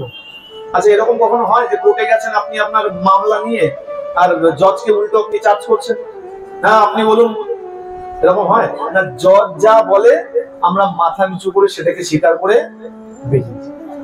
এখন শাস্ত্র গ্রন্থ সবাই বলছে ভগবান, যার থেকে আমাদের সৃষ্টি, আমরা বিধান দেব ভগবানকে? না না, এটা হয় না। কি করেছেন? ওই সভাতে ভাগবত উপস্থিত ছিল, বলে দেখো, ভালোবাসার টান থাকলে যে ভালোবাসতে জানে সে শাসনও করতে জানে। যে কেবল বকাবকি করে, ভালোবাসে না, তার কাছে বাচ্চারা যেতে চায়। যে ভালোবাসে তার শাসনও বাচ্চারা শোনে। ভাগবত হচ্ছে ভগবানের অত্যন্ত প্রিয়। সব শাস্ত্র গ্রন্থ ভাগবতকে এগিয়ে দিয়েছে, বলে যাও, তুমি সামনে যাও, ভগবান তোমাকে খুব ভালোবাসে, তুমি যাও, তুমি গিয়ে কোনো পথ। ভগবান যখন ভাগবত এসে সামনে দাঁড়িয়েছে, বলছে বলো কি উপায় আছে, আমি ওই ভক্তিরূপ সন্দেশের আস্বাদ কি করে পাবো? ভাগবত এসে একদম সোজা কঠোর ভাবেই বলে দিলেন, বলে প্রভু শোনো, সবার জন্য যে বিধান, তোমার জন্য বিধান কিন্তু পাল্টাবে। এটা ভেবো না যে তুমি ভগবান, তার জন্য তোমার জন্য সহজ পথ হয়ে যাবে। না, ভক্তি গ্রহণের একটাই উপায়, ভক্তি লাভ করার একটাই উপায়, আর সেটা যদি তুমি মানতে পারো তাহলে করতে পারো, নচেত তুমি ভগবান বলে তোমার জন্য আলাদা কোনো পথ নাই। বলে বেশ, বলো, আমি তাই পালন করবো। কি পথ? বলে শোনো, মহতের সাধু গুরু বৈষ্ণবের চরণ ধুলিতে যতক্ষণ না মস্তক সিদ্ধ করছো, ততক্ষণ তুমি ভক্তি লাভ করতে পারবে। যে কথা আমি জড়ভরতকে দিয়েছি, জড়ভরত যিনি বৈষ্ণবের চরণ ধুলি গ্রহণ করেছেন, প্রহ্লাদ থেকে, ধ্রুব থেকে, যারা বৈষ্ণবের কৃপা পেয়ে তারপর ভক্তি লাভ করেছে, সেই পথ তোমার জন্য। এমন না তুমি ভগবান আর এমনি ভক্তি পেয়ে যাবে, না। তোমাকেও এই ভক্তের চরণধুলি, সাধু গুরু বৈষ্ণবের চরণধুলি মস্তকে ধারণ করে তারপরেই ভক্ত। আমরা দেখবেন সাধু সঙ্গে আসি, আর যখনই সাধু সঙ্গের বিশ্রাম হয় আমরা সবাইকে প্রণাম করতে লাগি। কেন? বৈষ্ণবের পদবেদন, বৈষ্ণবের চরণধুলি অনেক ক্ষমতা। গোবিন্দকেও বিধান দিলেন। এখন গোবিন্দ চিন্তা করছেন যে যেমন ভক্ত তেমন ভক্তের চরণধুলি খুঁজবে। গোবিন্দ চিন্তা করছেন আমি কোন ভক্তের চরণধুলি নেব? বলে একজনই আছে, কে সে? আমার রাধা। প্রেম সে বলো। আচ্ছা, এবার বুঝতে পারলেন কেন বারবার রাধে রাধে বলতে? আচ্ছা, গোবিন্দ ছুটছে আমার রাধা রানীর চরণধুলি নেওয়ার জন্য। সবাই মিলে একসঙ্গে প্রেম সে বলো। গোবিন্দ দেখলেন আর উপায় নাই, আমাকে যদি আস্বাদ করতে হয় চরণধুলি নিতেই হবে, কারণ মজা দেখুন এবার কোথায়। গোবিন্দ গেছেন রাধারানীর চরণধুলি নিয়েছেন। রাধারানীর চরণধুলি কেমন? এই এরকম মাটির মতন কালো নয়। কেমন? তপ্ত কাঞ্চন গৌরাঙ্গিনী রাধে, যার গাত্রবর্ণ তপ্ত কাঞ্চনের মতন, তার চরণধুলি কেমন হতে পারে? তপ্ত কাঞ্চনের মতন চরণধুলি নিয়ে গোবিন্দ যখনই মস্তক শুধু কেন সর্বাঙ্গে যখনই মেখেছেন, এই মাখার সঙ্গে সঙ্গেই কালো বরণ ঢাকা পড়ে গৌর বরণ হয়ে গেছে। নদিয়ায় এসে নদীর চাঁদ হয়ে আবির্ভূত হচ্ছে। এই যে বলেন গৌর বর্ণ, কেন গৌর বর্ণ? ওই যে ভক্তি আস্বাদ করবার ইচ্ছায় ভক্তরূপী রাধারানীর সেই স্বর্ণাভ উজ্জ্বল স্বর্ণের রূপী সেই যে চরণধুলি, সেই চরণধুলি যখনই সারা গায়ে লিখেছেন, এই কালো বরণ ঢাকা করে গিয়ে আজকে গৌর বরণ হয়ে গেছে। আরেকটু অদ্ভুত তত্ত্ব আছে। এই যে বাইরের যে কান্তি, রাধা কান্তি ভাব ধরেছিলেন, রাধা কান্তি, তাই তো? রাধা কান্তিকে নিজের সর্বাঙ্গে ধারণ করে আর রাধা ভাবকে গুরু করে বলে, দেখো কোনো কিছু শিখতে গেলে, আস্বাদ করতে গেলে গুরু তোমাকে করতেই হবে। আমরা এখন অনেকে বলি ওই গুরুর প্রয়োজন নাই। গুরুর কি প্রয়োজন আছে? একা একা নাম দেব করবো বাড়িতে বসে বসে ধরে নিয়ে। গুরু না করলে তুমি কোনোদিন সৎ পথে যেতে পারবে না। বই তো আছে, অনেক বই আছে। এখন কেউ যদি চায় আমি বই পড়ে পড়ে ডাক্তার হব, পারবে? আমি বই পড়ে পড়ে ইঞ্জিনিয়ার হয়ে যাব, না, পারবে না। স্কুলে যেতে হবে, ইউনিভার্সিটিতে যেতে হবে, কলেজে যেতে হবে। ঠিক তেমন বলে ওগুলো তো সামান্য এই জগতের জিনিস।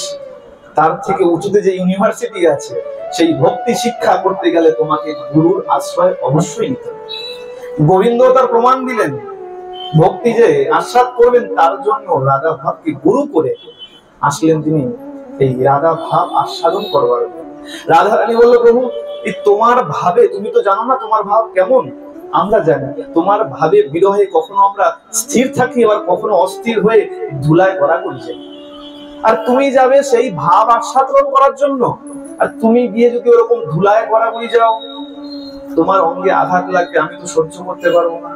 বেশ, তাহলে এক কাজ করো, আমি তোমাকে আমার হৃদয়ে ধারণ করে আমি যাব তোমাকে নিয়ে। এই রাধারানী বাইরের আবরণ হয়ে গোবিন্দকে নিজের অন্তরে রেখে রাধা গোবিন্দ দুই দেহ আজকে এক হয়ে গৌর সুন্দর হয়ে এই নদিয়াতে অবতীর্ণ হলো। বলিয়ে চৈতন্য ভগবান কি। এই কারণে তার এই গাত্র বর্ণ গৌরাঙ্গ, আর সেই গৌরাঙ্গেরই পাদুকা আসতে চলেছে আগামী। আরেকটু বিচার করুন, যারা আমরা সহজে নিয়ে নেই, একটু নাম জপ করতে চাই না, মালা পড়তে চাই না, তিলক ধারণ করতে চাই না। 18টা বছর মহাপ্রভু, এই যে যারা পুরীতে যান একটু গম্ভীরাটা দেখে আসবেন। গম্ভীরায় একটা ছোট্ট ঘরের মধ্যে সেখানে কাটিয়েছেন 18টা বছর। যেই ঘরটার মধ্যে আমি আপনাকেও যদি দেয় সোজা করে শুয়ে কাটাতে পারবেন, সোজা করে শুতে পারবেন। আর সেইখানে 18টা বছর, একটা দুটো বছর নয়, 18টা বছর কিভাবে কাটিয়েছে চিন্তা করে। আচ্ছা, সম্বল কি ছিল? সচিমায়ের দেওয়া একটা প্রদীপ ছিল, উলঙ্গিতে ঝুলিয়ে রাখতেন, আর একটা ছোট জলের ঘড়া এখনো আছে। আর সচিমায়ের দেওয়া, বিষ্ণুপ্রিয়া দেবীর দেওয়া প্রদীপ ছিল, আর সচিমা কলার খোলা আর অর্ধেক কাপড় দিয়ে একটা কাঁথা বানিয়ে নিয়েছিল। সম্পূর্ণ কাপড়ও নয়, অর্ধেক কলার খোলা আর অর্ধেক কাপড় দিয়ে একটা কাঁথা বানিয়ে দিয়েছিল। এই হলো সম্পত্তি। আমরা কি করি না? আমরা নামে কি করি? নাম তো করি না, কিন্তু কোথাও যদি প্রসাদ পাওয়ার নিমন্ত্রণ থাকে, বাড়িতে 4-5খানা নামের ঝোলা আছে, যেটা ভালো পোশাকের সাথে যেটা মানায়, সেই নামের ঝোলাটা গলায় ঝুলিয়ে এবার যাই প্রসাদ পেতে। আরে নইলে তো বোঝা যাবে না বড় বাবাজি হয়েছি আমি। এই আচরণ নয়। নাম সবসময়, ভক্তি সবসময় হৃদয়ের মধ্যে রাখা উচিত। লোকে ভালোই না বুঝুক, আরে তোমার হৃদয়ে কি আছে গোবিন্দ আপনি আপ বুঝে যাবে। ভালো করে বিচার করে দেখুন। অনেকে বলে এই আমি যা চিন্তা করি ভগবান আপনি আপ দিয়ে দেয়। কেন? বলে তোমার ভক্তি অটল আছে, ভগবানের চরণে তোমার বিশ্বাস আছে, এই কারণে। ভগবান অপেক্ষা রাখে না। ছোট বাচ্চা, কখন ছোট বাচ্চার ওষুধ লাগবে, ছোট বাচ্চার জ্বর হয়েছে, 3 বছরের বাচ্চা, সে কি মাকে বলে মা ওষুধ দাও, আমি ওষুধ খাবো, আমার জ্বর হয়েছে? বলে? আমার ক্ষুধা পেয়েছে আমাকে খাওয়াও? না, মা বুঝে যায়। ঠিক তেমন ভগবান বুঝে যায়। ভগবান তখনই বোঝে যখন ভগবানের ভক্তি তোমার মধ্যে থাকে। ভগবানের ভক্তি যদি না থাকে তাহলে ভগবান তোমাকে দেখবে না। তখন মনে হবে ভগবান আমাকে দেখে না, সবাইকে দেখে, আমাকে দেখে না। আরে তুমি তো ভগবানকে একটু দেখো। ভগবান বলেছে তুমি 1 পা এগোও, আমি তোমার জন্য 100 পা এগোবো। কিন্তু এই 1 পা এগোনোটা আমাদের দ্বারা এখনো। আচ্ছা আসুন, নিমাইয়ের জন্ম হলো, আর একটু বাল্যলীলা আস্বাদন করি, তাহলে একটু ভালো লাগবে। তারপরে বিশ্রাম। এই মহাপ্রভু আস্তে আস্তে বড় হয়েছে, দৌরাত্ম্যপনা আরম্ভ করেছে, নামকরণ হয়ে গেছে। নামকরণ হয়েছে, কি নাম করেছিল? বিশ্বম্ভর। কে নাম দিয়েছিল? দাদু নাম দিয়েছিল। নীলাম্বর চক্রবর্তী তিনি বিচার করে সারা বিশ্বকে ভরণ পোষণ ধারণ করবে, তাই তারা নাম দিয়েছিল বিশ্বম্ভর। মা নাম দিল কি নাম? নিমাই। কেন? নিম গাছের তলায় জন্ম, তাই তো? সবাই এটাই জানে।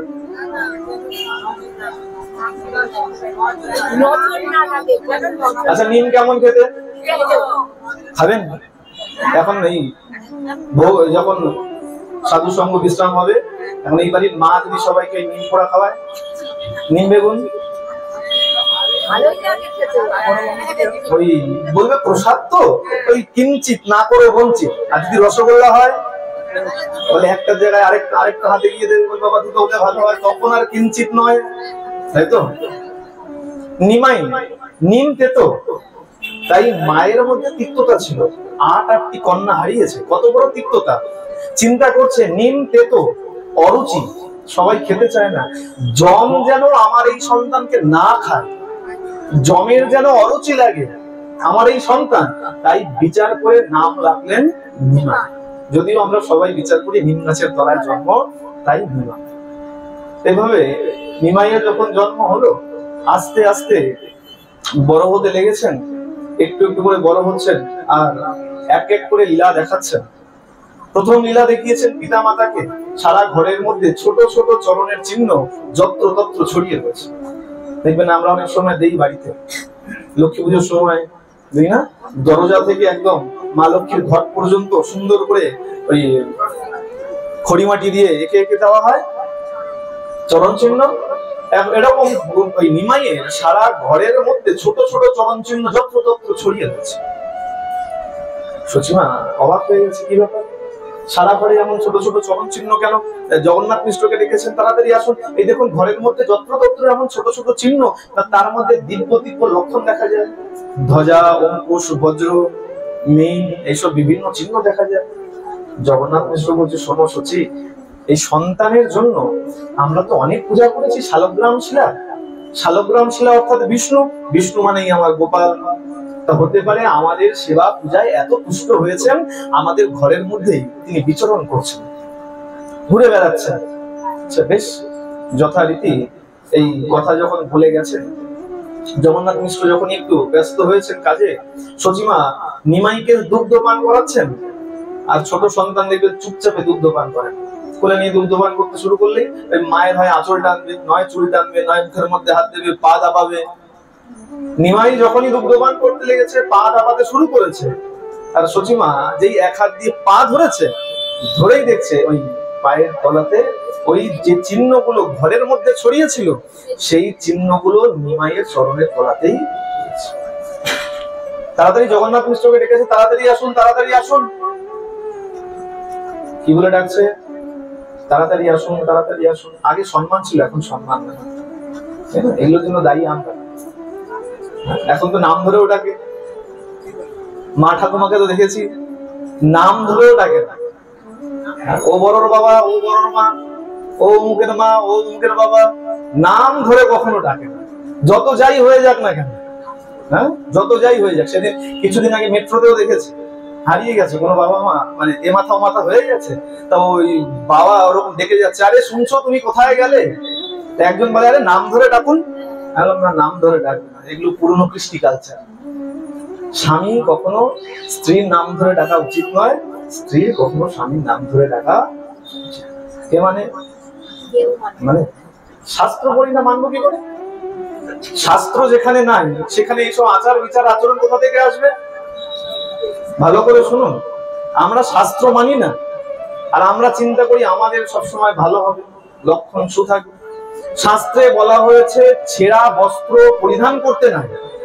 কাপড় যদি ছিঁড়ে যায় ভালোই সেলাই করে পরো, কিন্তু ছিঁড়ে গেলে সেই বস্ত্র কখনো। আর এখন বাজারে গিয়ে দেখুন, ছেঁড়া বস্ত্রের দামই সব থেকে বেশি। দেখলেই মনে হবে আগের দিন রাত্রেবেলা ইঁদুরে খেয়ে গেছে। দেখেছেন তো? ছেলে মেয়ে বলে কেউ বাদ নেই, হ্যাঁ, কিন্তু আমাদের শাস্ত্রে বলা আছে ছেঁড়া বস্ত্র যেভাবেই ছিল, ছেঁড়া বস্ত্র কদাপি কখনো পরিধান করতে না, সংস্কার না করে, সেলাই না করে, ঠিক না করে করতে না। পথ চলতে চলতে খেতে নাই, পথ চলতে চলতে বা দণ্ডায়মান থেকে খেতে নাই। জল হোক বা আহার হোক বসে খাওয়া উচিত। আমরা কি করি?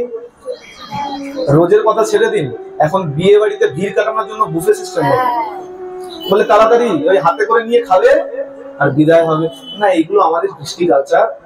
এইসব অলক্ষী জনিত কাজ করি আর চিন্তা করি লক্ষ্মী আমার ঘরে আসবে। কোথা থেকে আসবে? লক্ষ্মী আসার মতন কাজ করো, অবশ্যই তোমার ঘরে লক্ষ্মী আসবে। আর এই অলক্ষী জনিত কাজ করবে কি করে আসবে? এই দিব্য চিহ্ন যখন সচিমা দেখেছে, জগন্নাথ মিশ্রকে ডেকেছে, জগন্নাথ মিশ্র সেই চিহ্ন দেখে আনন্দিত হয়েছে, হয়ে তাড়াতাড়ি নীলাম্বর চক্রবর্তীকে ডেকে পাঠিয়েছে, তাড়াতাড়ি আসুন, এমন এমন নিমাইয়ের পায়ের তলায় এইসব দিব্য চিহ্ন দেখি। তিনি এসে বলছে, বলে শোনো, এই যে নিমাইয়ের চরণ তলায় 32 রকমের চিহ্ন দেখা যাচ্ছে। এই 32 চিহ্ন মহাপুরুষের লক্ষণ। পঞ্চদীর্ঘ, পঞ্চ সূক্ষ্ম, সপ্ত রক্ত স্বরুন্নত, ত্রিরস্য পৃথুগম্ভীর, ত্রিংশ লক্ষণ মহান। না এই শ্লোক আমি বললাম, না এই শ্লোক নীলাম্বর চক্রবর্তী বানিয়েছে। নীলাম্বর চক্রবর্তী সমুদ্র রহস্য বলে একটি গ্রন্থ আছে, যেটা জ্যোতিষীয় গ্রন্থ, যেখানে মানুষের অঙ্গের আকার আকৃতি কেমন হলে মানুষ কেমন হবে সেই বর্ণন করা আছে। সেইখান থেকে বিচার করলেন যে নিমাইয়ের মধ্যেই 32 রকমের লক্ষণ আছে। আর এই নিমাই, আমি তো আগেই বলেছিলাম, জন্মের আগেই জগন্নাথ মিশ্রকে বলছেন, আমি তো আগেই বলেছিলাম এ কোনো সাধারণ শিশু নয়, মহাপুরুষ। মহাপুরুষের এই 32 লক্ষণ আছে। পঞ্চদীর্ঘ, 5টা অঙ্গ বড় বড় হয়, হাত বড় হয়, স্কন্ধ উন্নত হয়, ঠিক আছে। আর সপ্ত রক্ত, 7টা অঙ্গ রক্তবর্ণের হয়। করতল, পদতল, ওষ্ঠ, চোখের প্রান্তভাগ, ঠিক আছে, এরকম 7টা অঙ্গ রক্তবর্ণ হয়। স্বরোন্নত, 6টা উঁচু উঁচু উঠা মতন হয়। যেমন বুক মনে হবে উঁচু হয়ে রয়েছে, কপাল উঁচু থাকবে, এমন এমন 6টা অঙ্গ উঁচু থাকবে। ত্রিরস্য পৃথুগম্ভীর, 3টে অঙ্গ, রস্য মানে একটু খর্বাকৃতি হবে, পৃথুগম্ভীর, পৃথু মানে একটু বিস্তীর্ণ, আর গম্ভীর মানে গভীর থাকবে। এরকম 32টা লক্ষণ যদি থাকে তাহলে গিয়ে তাকে মহাপুরুষ বা ভগবান বলা। এই কারণেই আমরা মহাপ্রভুকে ভগবান বলে থাকি। আমরা কেবল আবেগের খাতিরে ভগবান। বর্তমানে তো অনেক মহাপুরুষ এসে গেছে না, একটু বিচার করা উচিত। বাজারে তো ভগবানের শেষ নাই। কিছুদিন আগে টিভিতেও দেখানো হয়েছিল, এক ব্যক্তি তার চেলাদের বলছে, শিষ্য নয় চেলাদের বলছে, আমার চরণে তুলসী পাতা দে, আমি হলাম বিষ্ণুর অবতার। জানি না আপনারা দেখেছেন কিনা, কিছুদিন এই বছর খানিক কি 1.5 বছর 2 বছর আগের কথা, এর বেশি পুরনো নয়। কালো মতন এক ব্যক্তি, সে বলছে আমি বিষ্ণুর অবতার, আমার চরণে তুলসী পাতা দিয়ে পুজো কর। ভালো করে জানবেন, গুরুদেব, সৎ গুরুদেব যদি হয় কখনো নিজের পূজা করাবেন। আপনি অবশ্যই আগে গিয়ে গুরুদেবের পূজা করবেন, কিন্তু গুরুদেব কদাপি কখনো বলবেন আমার পূজা কর। গুরুদেব সেই সদ্গুরুদেব যে সবসময় বলবে আগে গোবিন্দের পূজা কর, গোবিন্দের চরণ পাওয়া। আর তার উপরে বলা হচ্ছে তুলসী পাতা দিতে। জানবেন গুরুদেবের চরণে কখনো তুলসী পাতা। আচ্ছা, অনেকে প্রশ্ন করে, বাবা মাথায় বা বুকে দেবো। মাথায় বুকে দেওয়া যায়, ভালো করে শুনবেন, বিচার তারপর লাগাবেন। অর্ধেক শুনে বাড়ি যাবেন না, আমাদের ভয় লাগে বিধান দিতে। তারপরে বলবে ওই অমুক পাঠক মহারাজ বলেছিল তুলসী পাতা দিতে। তুলসী পাতা বুকে বা মাথায় দেওয়া যায়, দিতে না করা হয় কেন? যখন শুকিয়ে যায় তখন যদি খোসা চরণের কাছে পড়ে, কি করবে তুমি? গুরুদেব তো তোমার ওই তুলসী পাতা লাগাতে বলে নাই, এখন যখন চরণে পড়ে গেল তুমি কি করবে? এই কারণে বলা হয় তুলসী পাতা দেবে। ফুল দিয়ে পূজা করে নাও, তুলসী পাতা দিতে। বোঝা গেছে? প্রেম সে বলো। এগুলো বোঝা যায় সাধু সঙ্গ করলে। সাধু সঙ্গ না করলে জ্ঞান পাবে কোথায়? স্কুলে তো এগুলো শেখাবে। সাধু সঙ্গের জ্ঞান সাধু সঙ্গে আসলেই পাবে। এই 32 লক্ষণ দেখেছে, যার জন্য আমরা মহাপ্রভুকে ভগবান বলে থাকি। আস্তে আস্তে নিমাই বড় হচ্ছে, এখন তার দৌরাত্ম্যপনা, দুষ্টুমি গঙ্গার পার পর্যন্ত পৌঁছে গেছে। গঙ্গার পারে কন্যাগণ সবাই স্নান করে গঙ্গার পারে বসে পূজা করে, নিজে নিজের নৈবেদ্যের থালা সাজিয়ে নিয়ে আসে, যার যার ইষ্টদেব যে আছে তার পূজা করে। আর যখন পূজা করতে লাগে, নিমাই এসে মাঝখানে বসে। কন্যা প্রভু শিশুর সঙ্গে স্নান করেন গঙ্গাতে, কন্যাগণ আইল তাহা দেবতা পূজিতে। গঙ্গা স্নান করি পূজা করিতে লাগিলা, কন্যাগণ মধ্যে প্রভু আসিয়া বসিয়া। মাঝখানে এসে বসে গেছে, বসে গিয়ে বলছে তোমরা কার পূজা করো? সবাই বলেছে গঙ্গার পূজা করছি, শিবের পূজা করছি, পার্বতীর পূজা করছি। বলে এদের পূজা করে কি হবে? ওইসব পূজা ছাড়ো, এরা তোমাদের কি দিয়েছে? তার থেকে ভালো আমার পূজা করো, আমি তোমাদেরকে সব বর দেবো। কে বলছে? ছোট্ট মেয়ে, 5-5.5 বছর বয়স, তার দৌড়ত্বপনা কেমন! এখন তো আমরা সবাই দেখি 5 বছরের বাচ্চা মানে একদম, হ্যাঁ, পুরো ঘরে যদি থাকে মাতিয়ে রেখে দেয়। নিমাইও তদ্রুপ ছিল। বলা হচ্ছে গোপাল হয়ে, কৃষ্ণ অবতারে গোপাল হয়ে যত যত লীলা করেছেন, নিমাই হয়েও তত তত লীলা করেছেন। কৃষ্ণদাস কবিরাজ গোস্বামীপাদ চৈতন্য চরিতামৃতে লিখছেন, অনন্ত চৈতন্য লীলা ক্ষুদ্র জীব হইয়া, কে বর্ণিতে পারে তাহা বিস্তার করিয়া। কৃষ্ণদাস কবিরাজ গোস্বামীপাদ, যিনি এই চৈতন্য চরিতামৃত লিখেছেন, যার লীলা রচনা পড়লে পরে ভগবানকে সামনে দেখা যায়, তিনি পর্যন্ত বলছেন অনন্ত চৈতন্য লীলা। চৈতন্যের লীলা অনন্ত, অনন্ত অনন্ত লীলা করেছেন। আজকে কি করছেন? ওই লরনাগণ কন্যাগণের মাঝখানে এসে বসে গেছে। কন্যাগণে কহে আমা পুজো আমি দিব বর। কন্যাগণকে বলছে আমাকে পুজো করো, আমি দেবো বর। গঙ্গা দুর্গা দাসী মোর মহেশ কিঙ্কর। কি বললেন? গঙ্গা দুর্গা এরা সব আমার দাস দাসী। কে বলছে? নিমাই বলছে। গঙ্গা দুর্গা এরা সব দাস দাসী। মহেশ কিঙ্কর, মহেশ মানে ভোলানাথ, মহেশ হলো চাকর। মিথ্যা কথা কোনোটাই বলছে না? বলছে নিমাই না, মিথ্যা কথা কোনোটা বলছে। গঙ্গা দুর্গা জাতিয়াদি যত দেবী আছে সবাই তো ভগবানের দাসী, আর বৈষ্ণব মাত্রই তো ভগবানের দাস। আর ভোলানাথ তো পরম বৈষ্ণব, তিনি তো অবশ্যই ভগবানের দাস, চাকর। তা নিমাই বলছে আমাকে পুজো করো, আমি দেবো বর। গঙ্গা দুর্গা দাসী মোর মহেশ কিঙ্কর। বলে বাপ নিমাই এরকম দুষ্টুমি করিস না বাবা, আর যখন যা করিস করিস, এই পুজোর সময় ব্যাঘাত দিস না বাবা। মা গ্রাম সম্পর্কে তুই আমার ভাই হোস, গ্রাম সম্পর্কে নিমাই তুই ভাই হোস, এরকম ব্যাঘাত করিস না, যা পুজো করতে দে। যখন এমন বলেছে, নিমাই কি করেছে? ওই থালার থেকে নৈবেদ্য আদি যা ছিল মালা নিয়ে নিজেই করতে লেগেছে। থালার থেকে মালা তুলছে, একটা বটা নিজে পড়তে লেগেছে। চন্দন ছিল, চন্দন নিয়ে নিজেই কপালে লাগাতে শুরু করে দিয়েছে। আর নৈবেদ্য যা ছিল চাল, কলা, সন্দেশ। আচ্ছা, নিমাই সব থেকে ভালো খেত সন্দেশ। মহাপ্রভুর পছন্দের আহার হচ্ছে সন্দেশ। মা যখন ব্যস্ত থাকতেন, নিমাইকে এক বাটা খই আর সন্দেশ দিয়ে বসিয়ে দিতেন, বাবা খা, আমি কাজ করে আছি। এখন আমরাও দেই না, মোবাইল ধরিয়ে দিই, বাবা দেখ মোবাইল, আমরা কাজ করে আছি। মাও তাই করতেন। কি করতেন? এক বাটা খই আর সন্দেশ ধরিয়ে দিতেন, বাবা বসে বসে খা। আচ্ছা, আজকে ওই নৈবেদ্যের বাটা থেকে চাল, কলা, সন্দেশ যা পাচ্ছে টপটপ খেতে লেগেছে, মালা পাচ্ছে, মালা টপটপ পড়তে লেগেছে, চন্দন নিয়ে নিজেই সাজতে লেগেছে।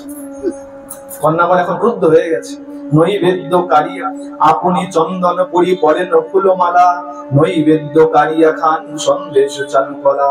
ক্রোধে কন্যাগণ বলে শুনে শুনো মহিমাই, গ্রাম সম্বন্ধে তুমি আমার সবাকার ভাই। প্রভু কয়ে তোমার সবাকে দিল ওই বর। বলে শোনো, এত দেবদেবীর পূজা করেছো, কেউ বর দিয়েছে? কেউ তো বর দেয়নি। তো শোনো, আমি এত খুশি হয়েছি তোমাদের পূজা, পুজো তো কেউ করেনি, নিজে নিজেই করে নিয়েছে, নিজে নিজেই খেয়ে নিয়েছে, নিজে নিজেই মনে করছে পুজো করে নিয়েছে। বলে শোনো, আমি তোমাদের সবাইকে বর দিচ্ছি। কি বর? তোমার সবার ভর্তা হবে পরম সুন্দর। ভর্তা মানে স্বামী। যারা পূজা করছিল সবাই অবিবাহিত ছিল, সবাইকে বলছে শোনো, এই যে আমাকে পূজা করলে আমি এত খুশি হয়েছি, আমি তোমাদেরকে বর দিচ্ছি, তোমাদের স্বামী খুব সুন্দর হবে। এখনো কোনো বাড়িতে যাবেন, যদি অবিবাহিত মেয়ে থাকে, যদি আপনাকে প্রণাম করে আর আপনি যদি মাথায় হাত দিয়ে বলে দিয়েছেন মারে তোর একটা সুন্দর স্বামী হয়, ওই মেয়ের মুখে হাসি দেখতে পারবে জানেন? বলে ভালো স্বামীর বর দিয়েছে, আর কি চাই, জগৎ পেয়ে গেছি মনে হচ্ছে। এখন তো শিবরাত্রিও করে, অবিবাহিত মেয়েদের জিজ্ঞাসা করবেন শিবরাত্রি কেন করো মা? ভালো বর পাবো, শিবের মতন বর পাবো। অধিকাংশই বলবে, 100তে 100 জনই বলবে শিবের মতন বর চাই। বিচার কেউ করে না। যদি শিবের মতন সত্যি সত্যি বর পেয়ে যাও, আর যদি বর তোমার এই বাকছাল করে তোমাকে নিয়ে শপিং মলে যায়, যাবে সঙ্গে করে? যাবে? গায়ে ওরকম ছাই বস্ত্র মেখে তোমার সাথে গেল ওই চৌরাস্তার মোড়ে ফুচকা খেতে, যাবে? কি বলি, শিবের মতন বর চাই না, বেশ গোসায় না।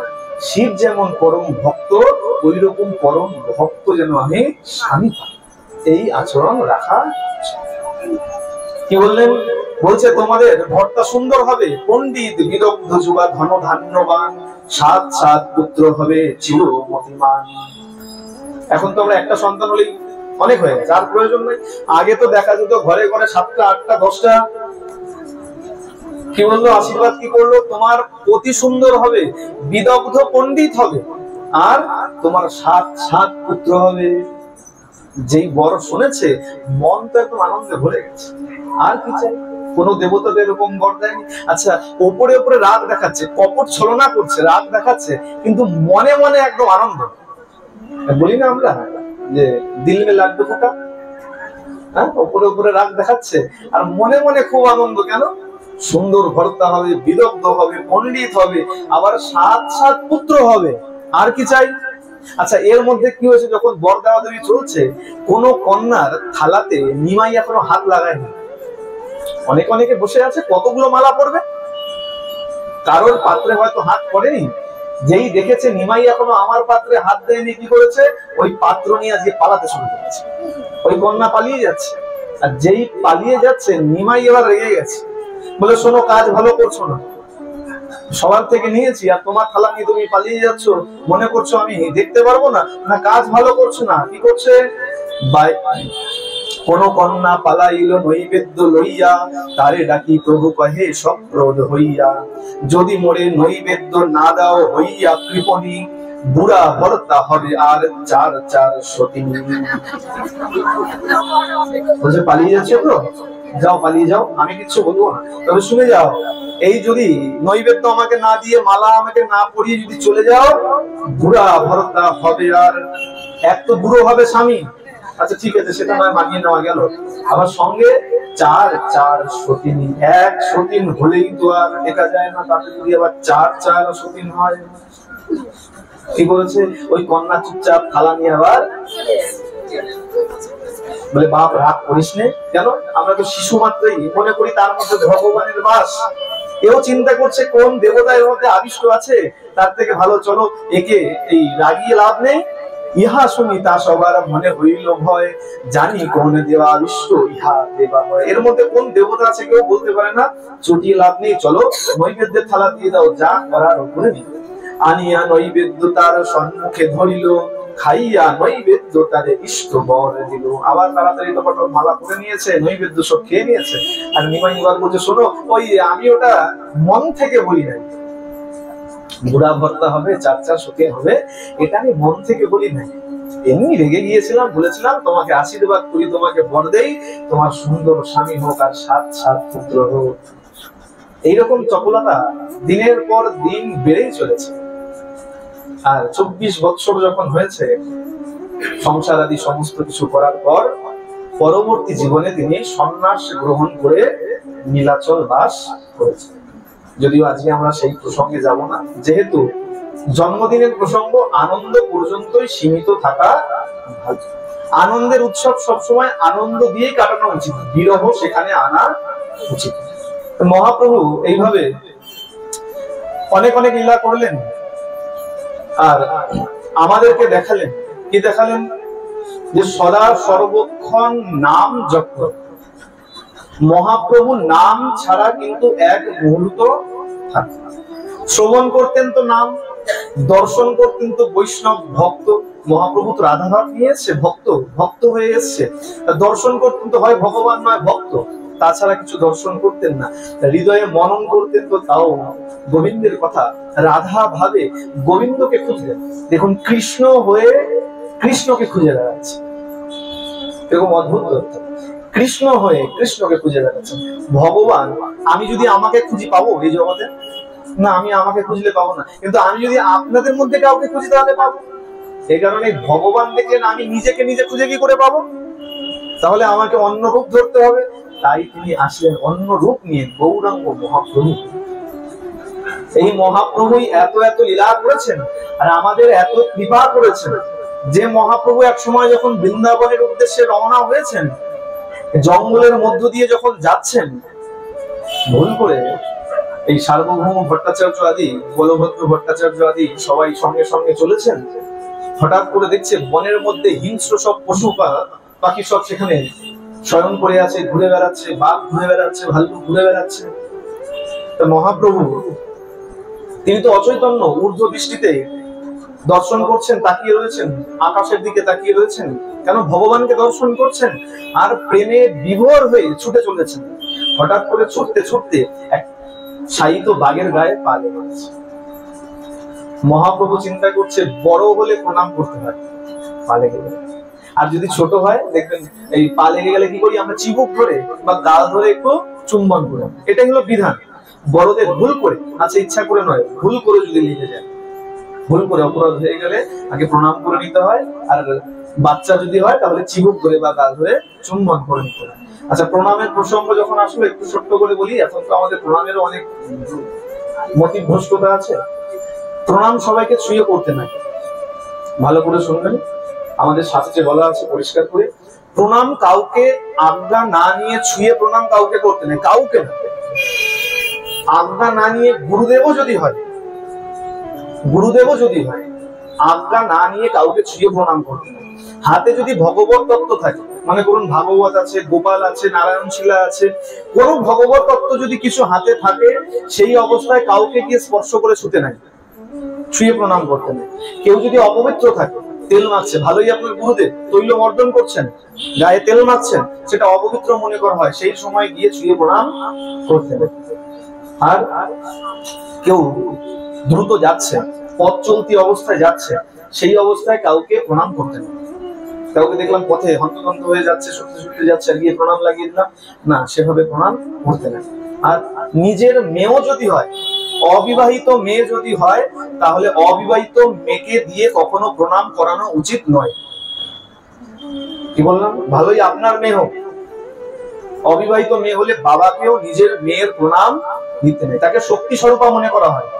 আর শক্তি স্বরূপা যেহেতু অবিবাহিত মেয়ে হলে, আমরা কুমারী পূজা করি, এই কারণে অবিবাহিত মেয়ে ভালোই নিজের মেয়ে হোক, কদাপি তাকে দিয়ে চরণ ছোঁয়ানো উচিত। এমন অনেক নিয়ম আছে। এক হাতে প্রণাম করতে নাই, আমাদের শাস্ত্র তন্ত্রসারে পরিষ্কার বলা হয়েছে, এক হস্ত প্রণামস্য এক বাপি প্রদক্ষিণম অকালে দর্শনং বিষ্ণুর হন্তি পুণ্যাং পুরাকৃতম। এক হাতে প্রণাম করলে, এখন তো আমরা সব হিন্দু নেই, সব খ্রিস্টান হয়ে গেছে, দেখুন প্রণাম করে। এই মন্দিরের সামনেই দাঁড়িয়েছিলাম, যখন বুঝতে পারিনি এই বাড়ি কিনা, ফোন করছি, রাস্তা দিয়ে দেখছি সবাই যাচ্ছে আর আসছে, না, আমরা সনাতন ধর্মের বাসী, সনাতন ধর্মে আছি। যদি পঞ্চাঙ্গ প্রণাম নাও করতে পারো, কমসে কম 2 হাত অন্তত যোগ করো। এটা হলো নিয়ম। এক হস্ত প্রণামস্য, এক হাতে প্রণাম করলে, এক বাপি প্রদক্ষিণম, একবার পরিক্রমা লাগালে, অকালে দর্শনম বিষ্ণু, ভগবান বিষ্ণুকে অসময়ে দর্শন করে নিলে কি হয়? এক হস্ত প্রণামস্য এক বাপি প্রদক্ষিণম, অকালে দর্শনম বিষ্ণুর হন্তি পুণ্যাং পুরাকৃতম। পূর্বে যত যত পুণ্য করেছিলে সব পুণ্য তৎক্ষণাৎ নষ্ট হয়েছে। প্রেম সে বলো। এক হাতে প্রণাম আজ থেকে করবেন। যদি ভালোই এক হাত আটকানো থাকে, আমাদের তো অজুহাত সব থেকে বেশি কাজ করে, এই 2 হাত কাজ করে না, অজুহাত যত না কাজ করে। অনেকে বলে বাবা এই যদি হাত আটকানো থাকে কি করবে? মাথা নিচু করে চোখ বন্ধ করে মনে মন মানসিক প্রণাম করবে। এই মানসিক প্রণামের অনেক গুরুত্ব আছে। অনেকে আছে একদম মুখ চড়া করে এসলো, আসে একটুখানি পা ছুঁয়ে চলে গেল, প্রণাম মনে হলো না, এই প্রণামের দাম নাই, দাম নাই কোনো। কিন্তু তুমি ভক্তিতে মাথা নিচু করে দূর থেকে দাঁড়িয়ে যদি প্রণাম করো, ভগবান সেই প্রণামকে আগে গ্রহণ করে। তা এই মহাপ্রভুর প্রসঙ্গে, কোন প্রসঙ্গ থেকে প্রণামের প্রসঙ্গে চলে আসলাম, কোথায় ছিলাম? আচ্ছা, ওই বাঘের গায়ে চরণ লেগে গিয়েছিল। এখন সবাই চিন্তা করছে হায় হায় হায়, হিংস্র পশু, বনের মধ্যে এত এত বাঘ রয়েছে, ভাল্লুক রয়েছে, আর এমন ভাবে আঘাত লেগে গেছে, এবার যদি ওকে। মহাপ্রভু চিন্তা করছে না, একে তো প্রণাম করতে পারবো না, প্রণাম করলে কি হবে, তো পশু। আর আমি একে তো তত্ত্ব তো আমি ভগবান, আর তার থেকে আমি উৎকৃষ্ট জনিতে জন্মগ্রহণ করেছি, আমি মনুষ্য। সেখানে দাঁড়িয়ে আমি যদি ওকে প্রণাম করি, ও আরো রসাতলে ডুবে যাবে, ওর আরো অপরাধ হবে, তাহলে ওকে প্রণাম করা যাবে না। আর ও এমন নয় যে আমি চুম্বন করবো, হাস্যকর ব্যাপার হয়ে যাবে। তাহলে কি করা যাবে? বলে কহ কৃষ্ণ, কহ কৃষ্ণ। কি বললেন? কহ কৃষ্ণ, কহ কৃষ্ণ। সবাই স্তম্ভিত হয়ে গেছে। ওই বাঘ ভাল্লুক সবাই এখন দোনো হাত, সামনের দোনো হাত, আমরা তো বলি 4টে পা, তারা হাত তুলে আজকে কৃষ্ণ কৃষ্ণ কৃষ্ণ কৃষ্ণ বলতে বলতে যে মহাপ্রভুর সাথে নাচতে নাচতে আজকে চলতে যাচ্ছে। চিন্তা করুন, মহাপ্রভুর চরণের একটু স্পর্শের কি মহিমা। আর সেই চরণের পাদুকা যা সবসময় চরণের সঙ্গে থাকতো, সেই চরণ পাদুকা আগামীকাল আমরা দর্শন। তার মানে আমাদের কত বড় সৌভাগ্য, একবার চিন্তা করুন। আর এত কিছু তো বললাম, একটা ছোট্ট কথা বলি, কারণ এই ব্যাসপীঠটা কেবলমাত্র লীলা বলার জন্য নয়, কিছু উপদেশের জন্য। সাধু সঙ্গ, এত সাধু সঙ্গ করছেন, প্রথমেই বললাম সাধু সঙ্গ করছেন, কিন্তু ফল তদ্রূপ পাওয়া যাচ্ছে। কেন পাওয়া যাচ্ছে? কখন পাওয়া যায় সাধু সঙ্গ করলে ফল? ভালো করে শুনুন। এক চোর চুরি করেছে, ছোট্ট প্রসঙ্গ শোনো। এক চোর চুরি করেছে, চুরি করে ছুটতে লেগেছে। আচ্ছা, এখানে কেউ চোর নেই তো? কেউ আছে চোর? সব মিথ্যাবাদী, সব মিথ্যাবাদী যুধিষ্ঠিরের দলে। চোর নেই কেউ? কেউ চোর নেই? কে কে চোর আছে? হাত তোলেন দেখি। আচ্ছা, যারা হাত তোলেনি ভালো করে বিচার করুন। যারা হাত তুলেছে হাত নামিয়ে দিন। যারা হাত তোলেনি, যারা বলছে না আমরা সাধু, আমি তাদের বলছি, আমিও চোরের দলে, তারা একটুখানি পেছনে ফিরে যান। আচ্ছা, চুরি যেমনই হোক, যেমনই হোক, চোর সে। গোবিন্দকে কি বলি আমরা? বলি তো, সে তো মাখন চুরি করেছে, তো তাকে কেন চোর বলি? চোর চুরি যেমনই করুক, যারা হাত তোলেনি একটু পেছনে ফিরে যান, ছোটবেলায় ফিরে যান। স্কুল থেকে যখন ফিরছেন, স্কুল থেকে ফিরছেন, আর কারোর বাড়ির গাছে দেখলেন ফুলগুলো একদম পেকে লাল হয়ে গেছে, ঢিল মারেননি? আচ্ছা ছেড়ে দেন, কেউ ঢিল মারেননি, সবাই ভালো। এখানে বাড়িতে আস্তে আস্তে যখন আসছেন, দোকানে দেখলেন ওই লজেন্সের প্যাকেটে লজেন্স গুলো ঝুলছে, বিস্কুটের প্যাকেটে বিস্কুট গুলো ঝুলছে। আস্তে আস্তে চুপি চুপি বাড়িতে এসে আগে দেখলেন মা ঘুমিয়েছে কিনা। যে দেখলাম না মা ঘুমিয়েছে, আস্তে আস্তে ব্যাগটা খুলে, আগে তো 1 টাকা ছিল না, 5 আনা 2 আনা 1 আনা শিখি আদুলি, ওইগুলো নিয়ে গিয়ে যার যেটা ভালো লেগেছে, খেয়েছেন না খাননি? খেয়েছেন। সাধু থাকলেন কোথা থেকে? প্রেম সে হলো। চোর চুরি করেছে, ছুটছে, পুলিশ লেগে গেছে, চিন্তা করছে কোথায় লুকাবো, এমন সাধু সঙ্গ হচ্ছে। আচ্ছা, নিচে হচ্ছিল, একটা উপরে আছে, নিচে হচ্ছিল, চোর এসে একদম মাঝখানে বসে গেছে। মাঝখানে বসে গেছে, পুলিশ এসছে, অনেকক্ষণ খোঁজাখুঁজি করেছে, পায়নি। মাঝখানে যেহেতু বসেছে, অনেক ভিড় লেগে গেছে, খুঁজে অনেকক্ষণ যখন খুঁজছে, একবার ডায়ে একবার বায়ে যাচ্ছে, আর ওই চোর ওই পুলিশের দিকে খালি খেয়াল করে। আচ্ছা, বসে আছে সাধু সঙ্গে, মন দিয়ে শুনবেন, একবার পুলিশ ডায়ে যাচ্ছে তো চোর ডায়ে তাকাচ্ছে, একবার বায়ে যাচ্ছে তো বায়ে তাকাচ্ছে। খানিকক্ষণ পরে পুলিশ যখন আর খুঁজে না পেয়ে চলে গেছে, চোর চিন্তা করছে, যাক এতক্ষণ যখন বসেই গেলাম, আর 10-15 মিনিট এই পাঠক মহারাজ কি বলে একটু শুনেই নেই, আর 10-15 মিনিট কি হবে দেখি, একটু শুনেই নেই কি বলে। বলে বেশ, শুনতে লেগেছে। পাঠক মহারাজ বলছে, দেখো বাবা, যে যাই করবে না কেন সবসময় সত্যের পথ অবলম্বন করবে, সত্য বলে করবে, যা করবে সত্য কথা বলে করবে। কেন? ধর্ম সবসময় সত্যের মধ্যে থাকে। ভালো কথা বলে, দেখো এই যে বারবার বলি মন দিয়ে শোনো, কেন বলে কোন কথা কার মনের পরিবর্তন করে দেবে কেউ বলতে পারে। 1 ঘন্টা, 1.5 ঘন্টা, 2 ঘন্টা, 2.5 ঘন্টার পাঠ, কিন্তু পরিবর্তন যেটা সেটা ওই সামান্য কয়েক সেকেন্ডের মধ্যে পরিবর্তন হয়ে যায়। কার কোন কথা কে কিভাবে গ্রহণ করে নেয় কেউ বলতে পারে। এই চোরের মন লেগে গেছে, যা করব সত্য কথা বলে করব। চোর চিন্তা করছে, ভালো কথা, ভালো লাগলো কথাটা শুনে, কিন্তু আমি করি চুরি, সত্যি কথা বলে যদি চুরি করি মার একটাও নিচে পড়বে। আচ্ছা না, পাঠক মহারাজ যখন বলেছে, গুরু অনেক রকমের হয়, দীক্ষা গুরু জীবনে একটাই হয়, শিক্ষা গুরু চাহে লাখো হতে পারে, আর পাঠক যারা হয় তাদেরও একরকম শিক্ষা গুরুই মানা। তিনি চিন্তা করছে, এই আমার গুরুদেব, গুরুদেব যা বলেছে তাকে আমাকে মানতে হবে। ভালো কথা, আগামী কাল থেকে চুরি করবো, সত্যি কথা বলে হয় অনেক সম্পত্তি পাবো, আর না হলে এমন মার খাবো জীবনের শেষ দিন দেখে নেবো। ভালো কথা, সকাল হয়েছে, চোরের সময় হয়েছে, চুরি করার। আমাদের তো ধর্মকর্মের সময় নাই, আমাদের সব কাজ হয়ে যাবে, যদি হয়ে যাওয়ার পরে সময় থাকে তাহলে চিন্তা করি একটু নাম করবো কিনা।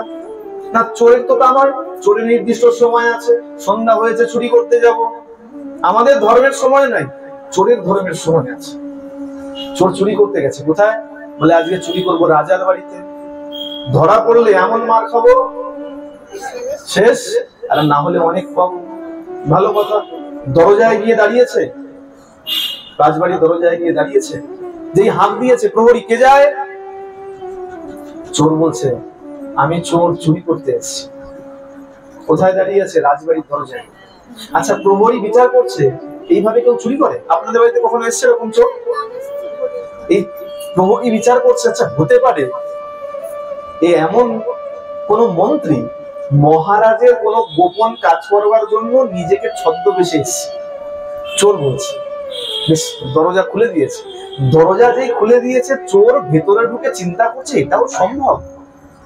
সত্য বললাম আমি চোর, চুরি করতে এসে দরজা খুলে দিল। আচ্ছা বেশ, একে একে দরজা পার করছে, যাবে তো এই যেখানে সম্পত্তি রয়েছে কোষাগারে, একে একে দরজা পার করছে, আর একই কথা বলছে। প্রহরীরা বিচার করছে, না না, হতে পারে কোনো বিশেষ মন্ত্রী আমলা এসছে কোনো বিশেষ কার্য করার জন্য, তাই গোপনে নিজেকে লুকিয়ে রাখছে। একে একে পার করে একদম কোষাগার পর্যন্ত পৌঁছে গেছে। কোষাগারে যখন পৌঁছে গেছে, কোষাগারের সামনে দাঁড়িয়ে এবার বুক ডিপ ডিপ হচ্ছে। কেন? এতক্ষণ পার হয়েছে ঠিক আছে, এইবার ধরা পড়লে পরে, একে তো কোষাগার, ওইদিকে দরজা ছিল না, কিছু বলে পার করে যেতাম। কোষাগারের সামনে দাঁড়িয়ে ধরা যদি পড়ি, আচ্ছা যাক, ধরা পড়ি আর যা করি, গুরুর বাক্য থেকে এদিক ওদিক হলে চলবে। লেখে যায়, কে এসে? আমি চোর, চুরি করতে এসেছি। কোষাগারের যে দাঁড়িয়ে সে বিচার করছে, হতে পারে অর্থমন্ত্রী এসছে, বিশেষ কোনো কাজ আছে, গোপনে এসছে। দরজা খুলে দিয়েছে, কোষাগারের ভেতরে চোর ঢুকে গেছে। চোর ঢুকে এখন চিন্তা করছে, চুরি করবো না নাচবো। এত আনন্দ হয়েছে যে এমন চুরি জীবনে আর করিনি, বাপের জীবনে আর করিনি। এত চুরি করেছি, এত ছলা কলা কৌশল করেছি, কত শীত কেটেছি, বেড়া কেটেছি, আর আজকে সোজা বলতে বলতে একদম বুক ফুলিয়ে চলে আসলাম একদম কোষাগার পর্যন্ত। যাক, আবেগের ছলে এদিক ওদিক করলে চলবে না, তাড়াতাড়ি চুরি করো আর পালিয়ে যাও। যতটা পেরেছে ব্যাগে ভরেছে। যাওয়ার সময় আবার সত্যি বলতে বলতে যাচ্ছে, যে প্রহরী যে দাঁড়িয়ে জিজ্ঞাসা করছে, বলে আমি চোর, চুরি করতে এসেছিলাম, চুরি করা হয়ে গেছে, বাড়ি ফিরে যাচ্ছি। সত্য সত্যই বাড়ি চলে গেছে। পরের দিন সকাল হয়েছে, চুরি গেছে, চুরি গেছে, চুরি গেছে, চুরি গেছে, চারদিকে যখন সাড়া পড়ে গেছে, মহারাজ বলে কি করে সম্ভব? এতগুলো প্রহরী আমার কোষাগার পর্যন্ত এমনি এমনি আসতে পারবে না। এতগুলো প্রহরী পার করে আসলো কি করে? সব প্রহরীদেরকে দাঁড় করিয়ে দিয়েছে। সব প্রহরীরা বলছে, জানিস আমার সঙ্গে এই ঘটনা ঘটেছে। এক প্রহরী আরেক প্রহরীকে বলছে, আমার সঙ্গে এটা ঘটেছে। মহারাজ অভয় দিলে একটা কথা বল, কি কালকে সত্যই চোর এসেছিল, আমাদের সবার সঙ্গে একই ঘটনা ঘটেছে। চোর এসে সত্যি কথা বলে চুরি করে নিয়েছে, বলেছে আমি চোর, চুরি করতে এসেছি, চুরি করা হয়ে গেছে, আমি চোর করেছি। মহারাজ বলে, এ কেমন চোর? এরকম চোর তো দেখি নাই। বেশ, যা চোরকে খুঁজে বের কর, কিন্তু কোনো শাস্তি দিবি না, আমার সামনে এনে দাঁড় করা। খুঁজেছে, রাজ পেয়াদারা খুঁজে চোরকে পেয়েছে, চোরকে এনে রাজার সামনে দাঁড় করিয়েছে। রাজার সামনে যখন দাঁড় করিয়েছে, বিচার লাগিয়েছে, রাজা বলছে, কে চোর? চোর। এখন চোরের ভেতরের অবস্থা চিন্তা করে, চোরের মনের ভিতরে এখন কেমন হচ্ছে। তাও চোর বলছে, না, গুরু বাক্যে অটল থাকতে হবে, আমাকে বলেছিল সত্য বলতে। বলে, মহারাজ আমি চোর, কালকে আমি চুরি করতে এসেছিলাম, আমি চুরি করে। বলে, তুমি কেমন চোর? ধরা পড়লে পরে অন্তত মিথ্যা কথা বলে বাঁচার জন্য, আর তুমি সত্য বলছো। বলে, না মহারাজ, আমাকে গুরুদেব বলেছেন যা করবি সত্য কথা বলে করবি। মহারাজ বললো, তোমার অনেক বড় শাস্তি হবে। চোর বুঝতে পেরেছে আজকের মতন আমার জীবনের দিন শেষ। মহারাজ বলছে, ভয় পেও না, শাস্তি তোমাকে দেবো ঠিকই, কিন্তু শাস্তিটা একটু অন্য। কি শাস্তি? মৃত্যুদণ্ড নয়, আগামী কাল থেকে তোমাকে আমি আমার প্রধানমন্ত্রী পদে নিযুক্ত করব। তোমার মতো এত বিশ্বস্ত লোক আমি পাইনি। আমার কত কত মন্ত্রী আছে, আমাকে তোষামত করার জন্য আমার বাজে অভ্যাসগুলোকে ঢেকে আমার সুনাম করে। মহারাজ আপনি কত ভালো, হতে পারে সেই গুণটা আমার মধ্যে নাই, কিন্তু তোমাকে এমন একজন পেলাম আমি, যে আমার সামনে দাঁড়িয়েও মৃত্যু ভয় উপেক্ষা করেও সত্য কথা। এটা কেবল গল্প শুনলেন না, একটু বিচার লাগান।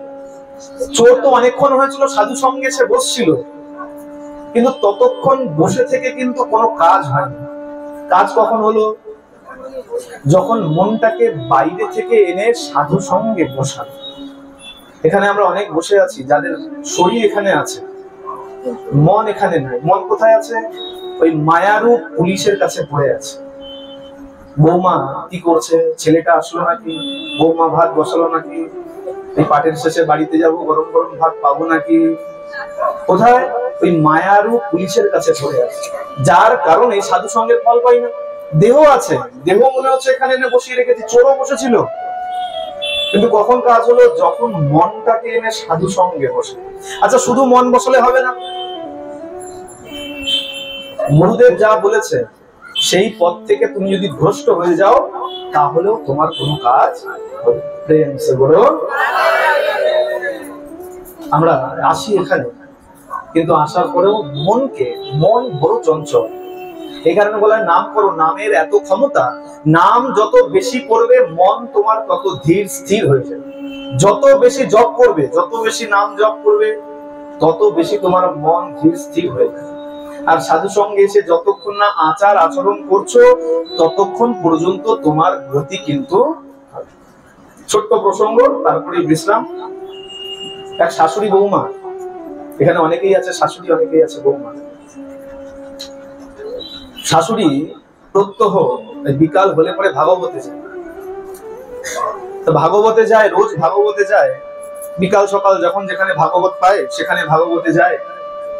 তো বৌমা চিন্তা করে, শাশুড়ি মা মনে হয় এই সময় কাটাবার জন্য ভাগবতে যায়, বাড়ির কাজের ভয়ে।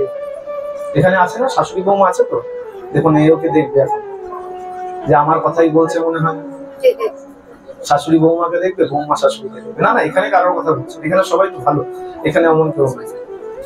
তো বৌমা চিন্তা করে, শাশুড়ি মা কাজের ভয়ে ভাগবত শুনতে যায়, আচ্ছা তাহলে আমাকেও ভাগবতে যেতে হবে, রোজ রোজ আমি কাজ করবো, হবে না। বেশ, কি করা যায়? শাশুড়ি মার মুখের উপরে তো কথা বলা যাবে না, এখনকার বৌমা নয়, একটা বললে পাঁচটা শুনিয়ে দেয় না, এখনকার নয়, আগেকার। কি করেছে?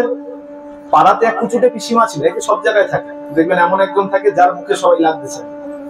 তা কুচুটে পিসিমা ছিল, তাকে বাড়িতে ডেকেছে, ডেকে পান টান খাইয়ে হাত করেছে। বলে, পিসিমা শোনো, আমিও ভাগবতে যাবো, একটু ব্যবস্থা করে দেবো। বলে, বেশ, তো শাশুড়ি মা আসলে পরে ডেকে আনিস আমার। শাশুড়ি মা এসছে, ওই কুচুটে পিসিমাকে ডেকে এনেছে, পান খাইয়ে হাত করে রেখেছে। তো বলে, ও দিদি, তোমার আর কদিন, আজ বাদে কাল যদি চোখ বোঝো দুদিন হয়ে যাবে, তোমার আর কি।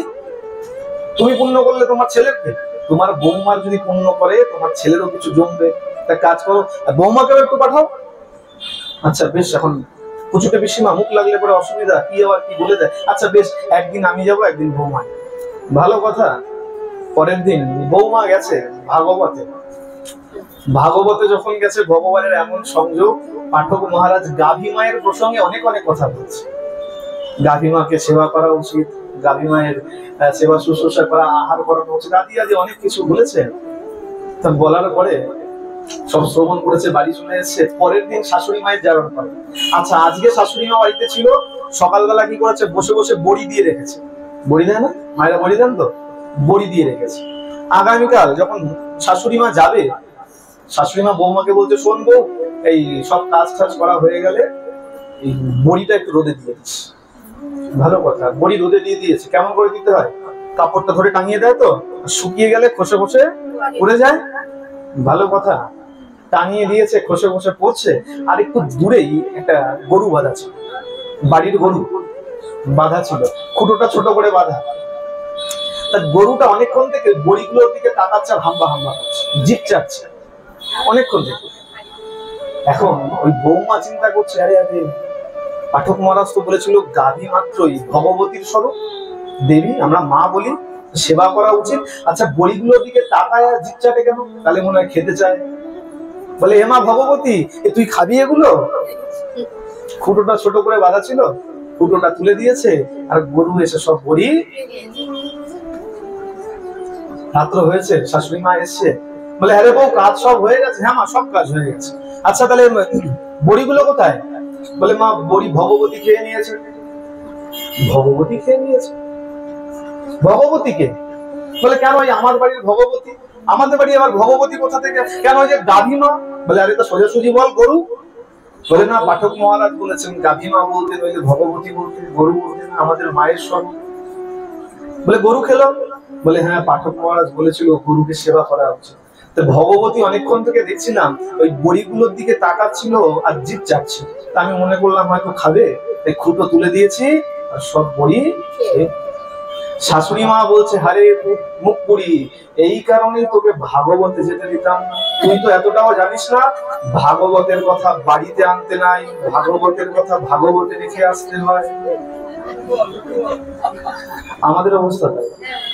যা শুনি ভাগবত, ভগবানকে বলি, ভগবান এত জ্ঞান নিয়ে লাভ নেই, তোমারটা তোমার কাছে রাখো, আবার কালকে এসে দেখা। এই কারণে আমাদের জীবনে পরিবর্তন হচ্ছে। পরিবর্তন তখনই সম্ভব যখন আচরণ করবেন, ওই রকম বৌমা হবেন, তখনই আপনাদের জীবনে পরিবর্তন সম্ভব। আসুন এখানে এই চৈতন্য মহাপ্রভুর লীলামৃত শ্রবণ করে এখানে ভাগবতী কথা বিশ্রাম দিচ্ছি। শ্রী গুরু প্রেমানন্দ নিতাই গৌর শ্রীনাথ হরি হরি বল। শ্রী শ্রী শ্রী শ্রী রাম জয় শ্রী রাম।